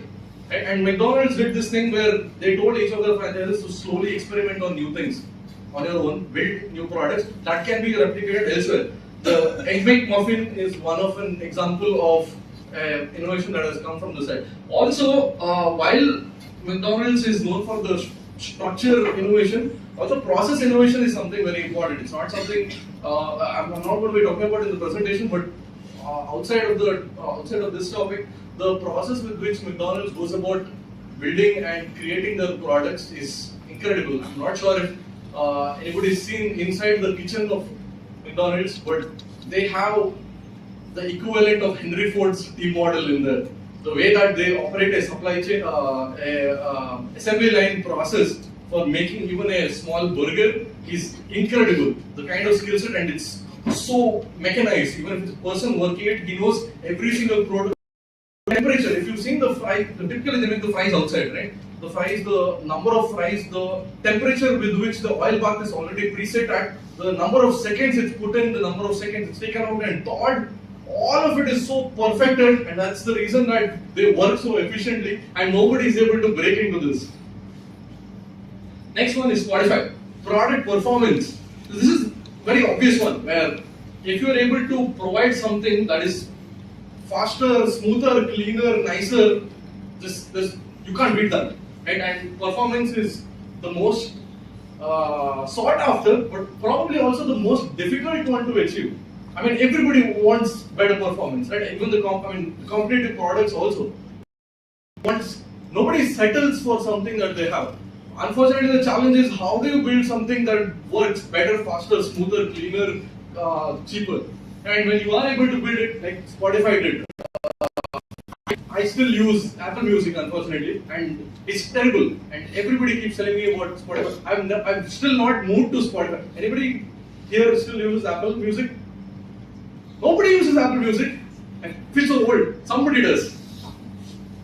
Okay, one person. How many here use Spotify? So I'm so old that I'm stuck with Apple Music. I see it on a regular basis of how terrible Apple Music is and how many things that Spotify has overcome, and that's the reason they're market leading right now. Last one is as a product system. So this is about building an ecosystem. Samsung makes incredible smartphones. Apart from the fact that it's Android and it's also the connotation that has that Android has, or the market value or the market perception that that an Apple product has. Keeping that aside, the challenge has mostly been in the ecosystem of products, where a tablet, smartphone, laptop, and your hard disk have to work in sync, right? If one breaks down, you don't want the others to get disrupted. The challenge with Android or the challenge with any other brand is they've not been able to build this portfolio of products that connect to each other. That's the single greatest innovation that Apple has been able to bring. All of the brand perception that we have about Apple and all of that, that's very recent. That's over the last 10 years. But the ecosystem is something that they've been building since the 90s. And that's the reason that Apple has been at the forefront of innovation even today. Service. As a service provider, Amazon has been doing something that nobody else has been able to do it. Maybe at scale, but it's a very simple model, right? What Amazon is doing is the simplest thing ever. You look at something online, you place it, and why is Amazon valued so much at a time when there are so many other people doing the same thing? And it's not a bright, ingenious idea as such, right? Why is it that they're still able to completely monopolize this market? Even today, even on your phones today, how many of you still use Flipkart, or back then we had this thing called eBay? I'm not sure if that's even relevant anymore. The first thought, if I want to buy something online, I'll go on Amazon, right? And why is that? It's because of the impeccable service that they provide. The free shipping, the expedited shipping. In a lot of metropolitan cities, even today, they deliver within 3 to 4 hours for placing an order. It's not about prime particular day or the next day. 3 to 4 hours is incredible, right? You look at something and you want to buy it right there and there, and after that the fun of it goes away, right? And that's why shopping malls work, because you go, you see something and you want to buy it. If you think about it too much, then you'll not buy it, because then sense will kick in and you will say, maybe this is not necessary. That's what Amazon has been able to get across. The last bit is Mercedes, the customer engagement. So I'm going to talk a little bit on virtual reality as well. But Mercedes has an incredible augmented reality owner's manual, and the customer relations that they have. Every time you buy a Mercedes, you want to buy another Mercedes after that. You don't want to move to Audi or BMW. That's because of the customer relationship base that they've built over the span of over 50 years now, right? Every geography, every territory they go, they're focused, because the product, after a point, mostly luxury cars, after a point, they sell themselves. The challenge is, how do you get somebody to buy the same brand again? Right? And cars are not something that you buy 20, 30 times in a lifetime. So even if it's a few times, people will think about it very, very carefully, and you want to retain that. So that's customer engagement is a form of innovation where if you really stick to your strength, you're going to be able to break through the market and ensure that nobody else comes in. So, present day. This is a curated list I've put together now. This is specifically to kind of touch upon the paper presentations and some of the topics that we have coming in. It's very technical, so I don't want to go into the details of it. I would love to get into it in the Q&A. If you guys want to speak about something specific, let's definitely do that. But let's look at some of the technologies that today are disrupting the global marketplace, and how are they doing it, what are they doing. Let's look at some of them, please. VR and AR, virtual reality and augmented reality. This is something that is relatively new, where I'm assuming everybody is familiar with how VR and AR works. Okay, good. So how is it? It went from, 5 years ago, it was mostly for gaming, right? There was no point of having a virtual reality glasses, and other than gaming, it didn't make any sense. There's incredible breakthrough with VR in eye care right now. A colleague of mine, Dr. Ramesh SV, who's from Manipal as well, he's working on a product with a Polish company where they're providing a VR headset to kids most likely with either autism or attention deficit. So the kid gets to play a game where there are bubbles and ships going in different places, and the VR headset will just show the kid where the bubbles are going. So what it's also able to do is, it's got a small camera, so the camera is able to detect where the eyeball is moving, and where the pupil is exactly looking at, right? So what you're able to see is what is the VR headset saying where the bubble is going, how fast are you responding to it, are you really looking at the same thing, are you looking at something else, is the kid able to provide that attention on the target, is there a delay, and or is there speed? All of these can be monitored. Again, data, right? And that data is very critical because you're able to make quick diagnosis, which means you can make quick therapy, right? And that's incredible, and that's never been thought of earlier, right? It would have been impossible without technology and the advent of VR to detect these kind of challenges. Architecture. First time you want to build a house, what's the first thing you do? You see the property, you see the land. After that, you ask a civil engineer to draw a map, right? Every single one of us in this room, we live in a house or an apartment that started with a 2D map. And 2D maps are completely dying now because nobody wants to look at 2D map anymore. Firstly, it's so difficult to understand just on a 2D map on like what's where your bathroom and your living room and Vastu has to get integrated into it. It's so challenging. VR has completely changed that because you're able to clearly understand the living space. You're able to walk through a simulated facility. You're able to tell what your house is exactly going to look like before it's built, including the furnishings, the fittings, the furniture, the carpet, the drapes, everything, right? That's incredible. That's something that's being monetized today as well. Image processing. So this was quite a bit of a fight about 6-7 years ago. It's slightly dulled out now because of everybody talking about AI, but I think it's ignored at its own peril. There's a lot of potential in image processing. You have a photograph, like a digital photograph. There's a lot of things that image processing can give you answers to these days. A relevant example to this, a colleague of mine is working on a startup company in Chennai called Edivo Diagnostics. So her name is Gitanjali Radhakrishnan. She's an old friend of mine, and she's working on this incredible product today where you use a smartphone, and the smartphone is got an application. So she's selling the application to all primary health centers, remote health facilities. So let's say you come with a wound in your knee. Typically, especially our part of coastal Karnataka and the Agumbe foothills, right? We have a lot of fungal infections. Right? Our air is so rich in diversity, so we have a lot of infections which can't always be diagnosed quickly. You come with an open wound, you're able to use this application to take a picture of the wound, and the image processing will scan the wound and tell you exactly the progression of the wound and its healing, and could indicate, right now it's not doing, could indicate at the specific bacteria or the fungus that is causing that particular infection. That's an incredible breakthrough because a whole lot of, I shouldn't say it this way, but a whole lot of doctors' work involves a lot of guessing, right?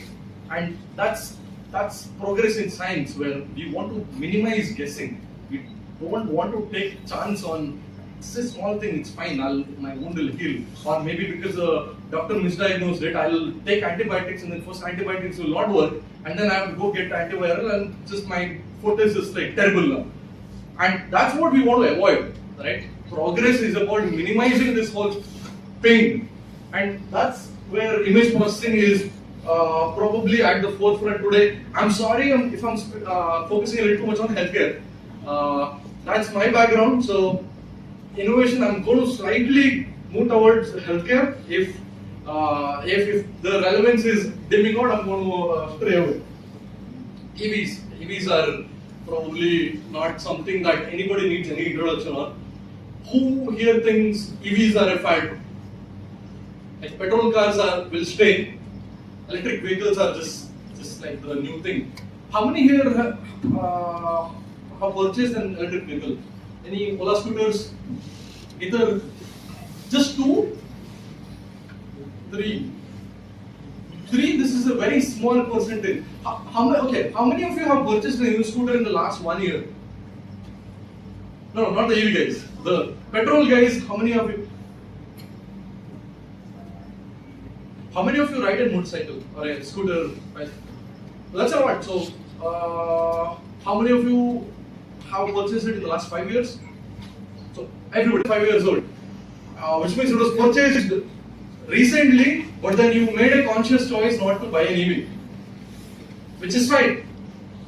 How many of you, among you guys, how many of you think EVs are a fad? Like this, nahi chalega. Nahi chalega. Small number, huh? Interesting. It's good. No, I'm really glad. By the way, I'm an automobile engineer. I studied 4 years of petrol engine, so I hate EVs in principle. And EVs are here to take my job away, honestly. But again, innovation does not ask for my opinion, right? The world does not ask for my feelings about what I've studied. It's going to happen. AI, deep learning, and DM. So, anybody needs any introduction on any of these topics? Artificial intelligence, deep learning, data mining. So, this would probably take another entire keynote. So, I'm going to very quickly touch upon some points here so that in the interest of time. Don is not here. Okay. 5 minutes? Okay. Fine. So, artificial intelligence. Have you guys heard of Jensen Huang? Anybody's heard of Jensen Huang? Anybody's heard of Jensen Huang, the current CEO of NVIDIA? NVIDIA is one of the most valuable companies now, probably set to overtake Apple. So Jensen Huang recently said in an interview, which is going to be slightly bitter for the older generation to hear, coding is going away now.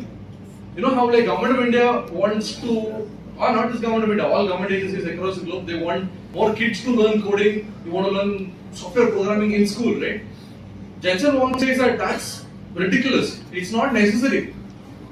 Give an example, look at ChatGPT. The fact is, a computer is able to understand if you type in English now. That's the objective of all programmers and artificial intelligence engineers across the globe. They want to avoid that intermediary language between human and a computer, right? You want to build something that will replace or at least mitigate the need for coding, which means us teaching the next generation of children to code is kind of moot, right? It's not relevant anymore. It's like me learning how petrol engine works.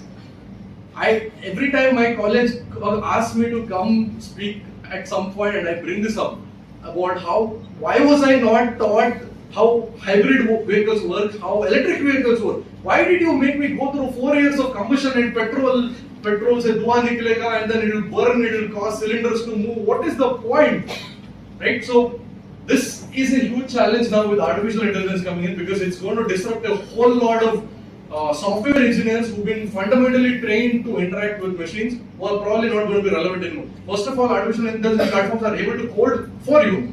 But secondly, and very soon, it's not going to be important to code at all. You're already, anybody here who hasn't used GPT 3.5?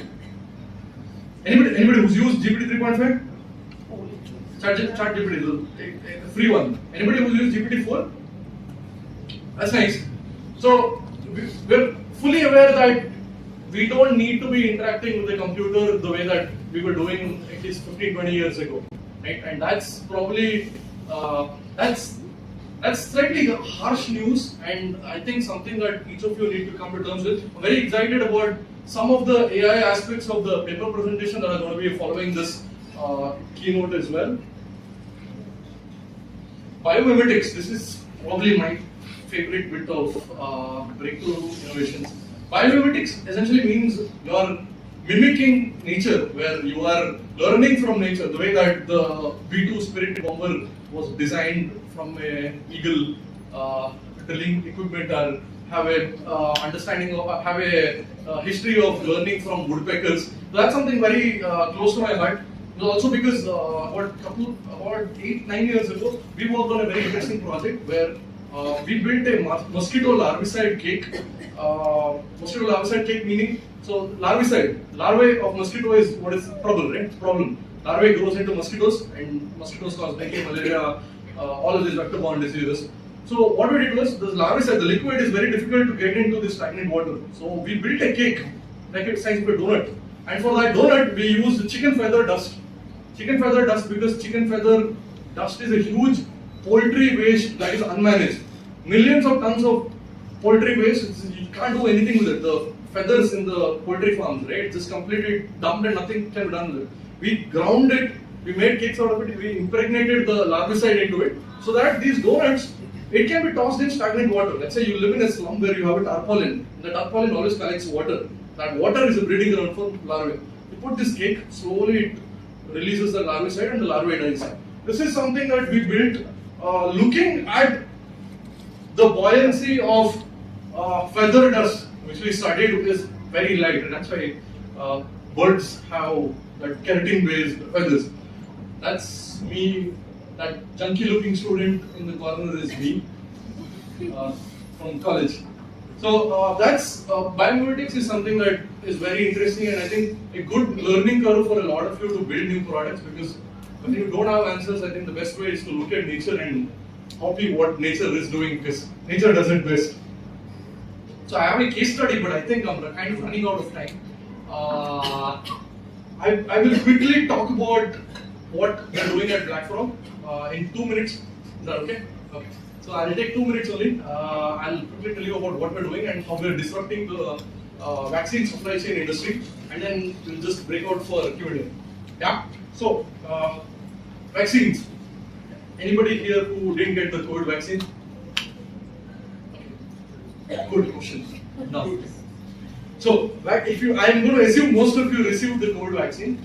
So, vaccines require very strict temperature control. Like unlike food and beverages, where if you bite an apple, you keep it in the fridge, right? The temperature typically has to be less than 12 degrees, 8 degrees for it to be safe. Unfortunately, vaccines require a very strict temperature range. Range meaning there are 2 points. It can't be below 1 point, it can't be above 1 point, and those 2 points are 2 and 8 degrees. Unfortunately, through the last 30 years for transport of, I don't mean COVID vaccine, all BCG, polio, everything that we've been doing for 30 years, we still use ice boxes, thermocol box with ice packs, just like we carry fish from the market to home. We use the same thing for vaccines and pharmaceuticals and organs and blood and culture and any biologicals. And this is a huge public health challenge, because you must have heard of breakthrough infections. Breakthrough infections means you get the vaccine and you still get the disease anyway. That's because the vaccine that I gave you most likely must have lost the potency. It's not effective because it was not stored in the appropriate temperature. Right? That's a huge public health burden, and that's what we set out to solve, because the ice boxes or the plastic box industry is a global conglomerate with multiple manufacturers, and that's what we set out to disrupt. And our solution is called Envolio, which is a battery-powered patented technology that can be worn as a backpack. It will strictly maintain that temperature, so you're able to carry vaccines and other biologicals to rural, remote areas. We've been able to carry vaccines in boats, in dinghies, motorcycles, rickshaws. Now we've helped deliver over 200,000 doses of vaccines in very hard-to-reach areas. We also transport corneal tissues. That's another challenge, right? You tell people to donate your eyes. Unfortunately, there's a 50% chance the donated eyes will throw it because it's not viable for transplant. That's terrible for anybody. My confidence in donating eyes will go away. In cities like Mumbai, it's close to 75%. 75% of donated eyes are not viable for transplant. That's what we want to solve. We are now transporting corneal tissues as well, blood culture, veterinary vaccines as well. So that's kind of how we pivoted away from just sticking to the vaccine supply chain market. Yeah, so I had a small bit on disruption and how we went about solving this challenge. I think I wanted to speak about our challenges, but I think I'm going to run out of time, so I'm going to skip over this part. So, evolution of technology, evolution of any new innovation. Challenges are always going to be there. There are problems. Any new product has a problem. Like for example, a bicycle to a motorcycle. It's heavier. It's a petrol vehicle. It could fall. You could break your leg. But then why do people use motorcycle? Why are we still not using bicycles? Same argument applies to any new innovation, right? There's always new challenges. The point is, how are you going to mitigate and overcome these adoption barriers where people like the product, but I don't want to use it because of this hesitation. So that's the last part of innovation turning into a disruption. So I have a last segment on vaccine end-to-end traceability system that we're building. I think I spoke about it in the last time that I was here. So I'm going to end with this one small note that innovation and building something is quite easy. I think the larger challenge is in kind of rolling it out and getting the scalability done. If the last 10 years at Blackfrog has really taught me anything, it's that one thing. I think tenacity, the ability to grab onto something and not let it go, is probably the single most important thing. There is no alternative to perseverance. What I'm doing at Blackfrog is not really innovative or cool. It's something that a lot of people have tried to do. It's not like curing cancer where like you found a very new way of doing it. We found a way to do it which most likely could have worked. The only thing that set us apart, me and my entire team, that set us apart from a lot of other 75 other projects that have tried to do this, is that we just hung on to it long enough for it to make an impact. Where there are millions of challenges, both man-made challenges and naturally from the market, right? So that's something that I want to give as parting advice to all of you as you enter the market, as you build things, as you build solutions. Building something is just the first step. Like they say, ideas are dime a dozen, right? Everybody's got a nice idea. Everybody's got a brilliant idea, but to roll it out, to make it sustainable, to keep it going, and to create that impact at the end of it, I think that's the 99% of the game, and that's where 99% of the solutions fail to. And I truly hope each of you has that courage to stick through with it. Give it all of your heart, and I hope that each of you will build that conviction with one particular thing, that one thing that sets me outside of everybody else, that one thing that is my problem and I will solve this.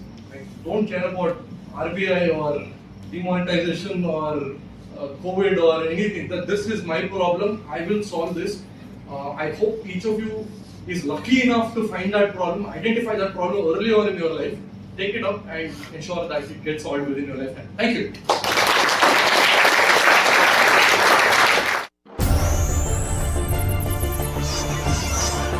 Very sorry, we're kind of running out of time. Any quick queries, questions? Love to.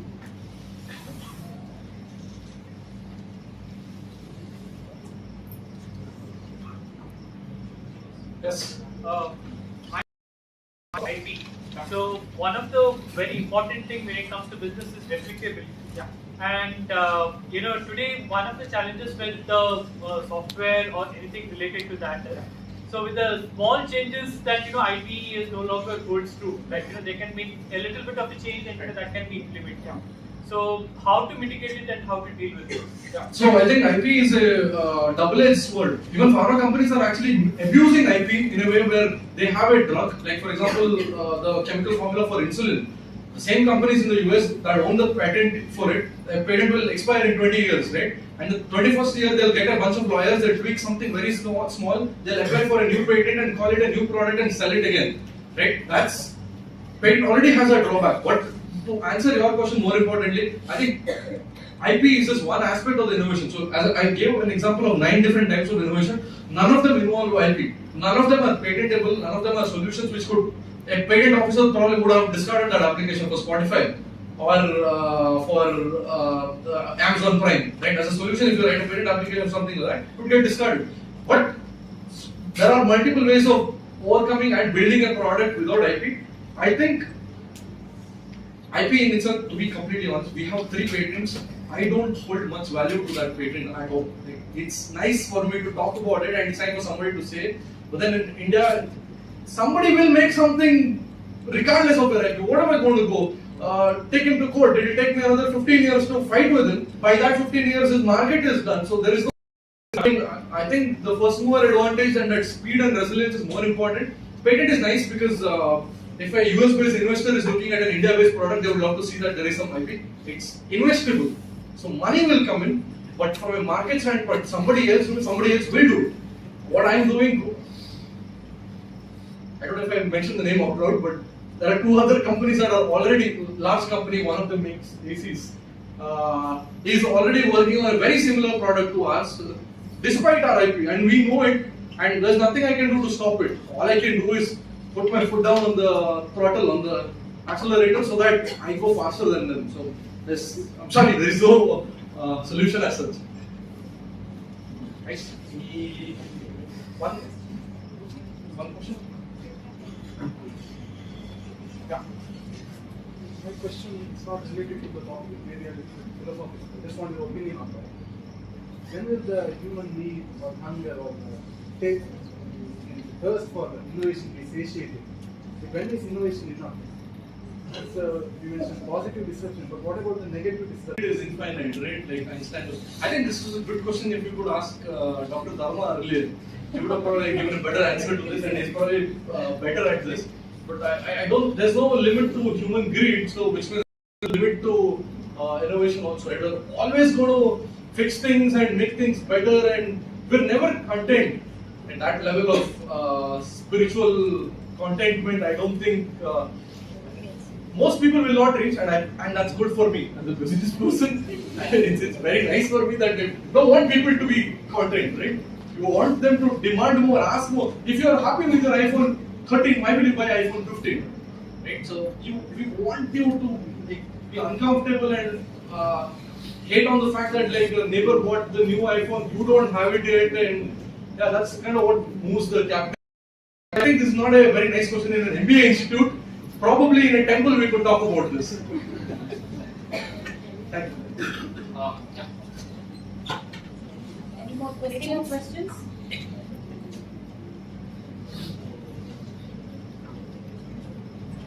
Thank you so much.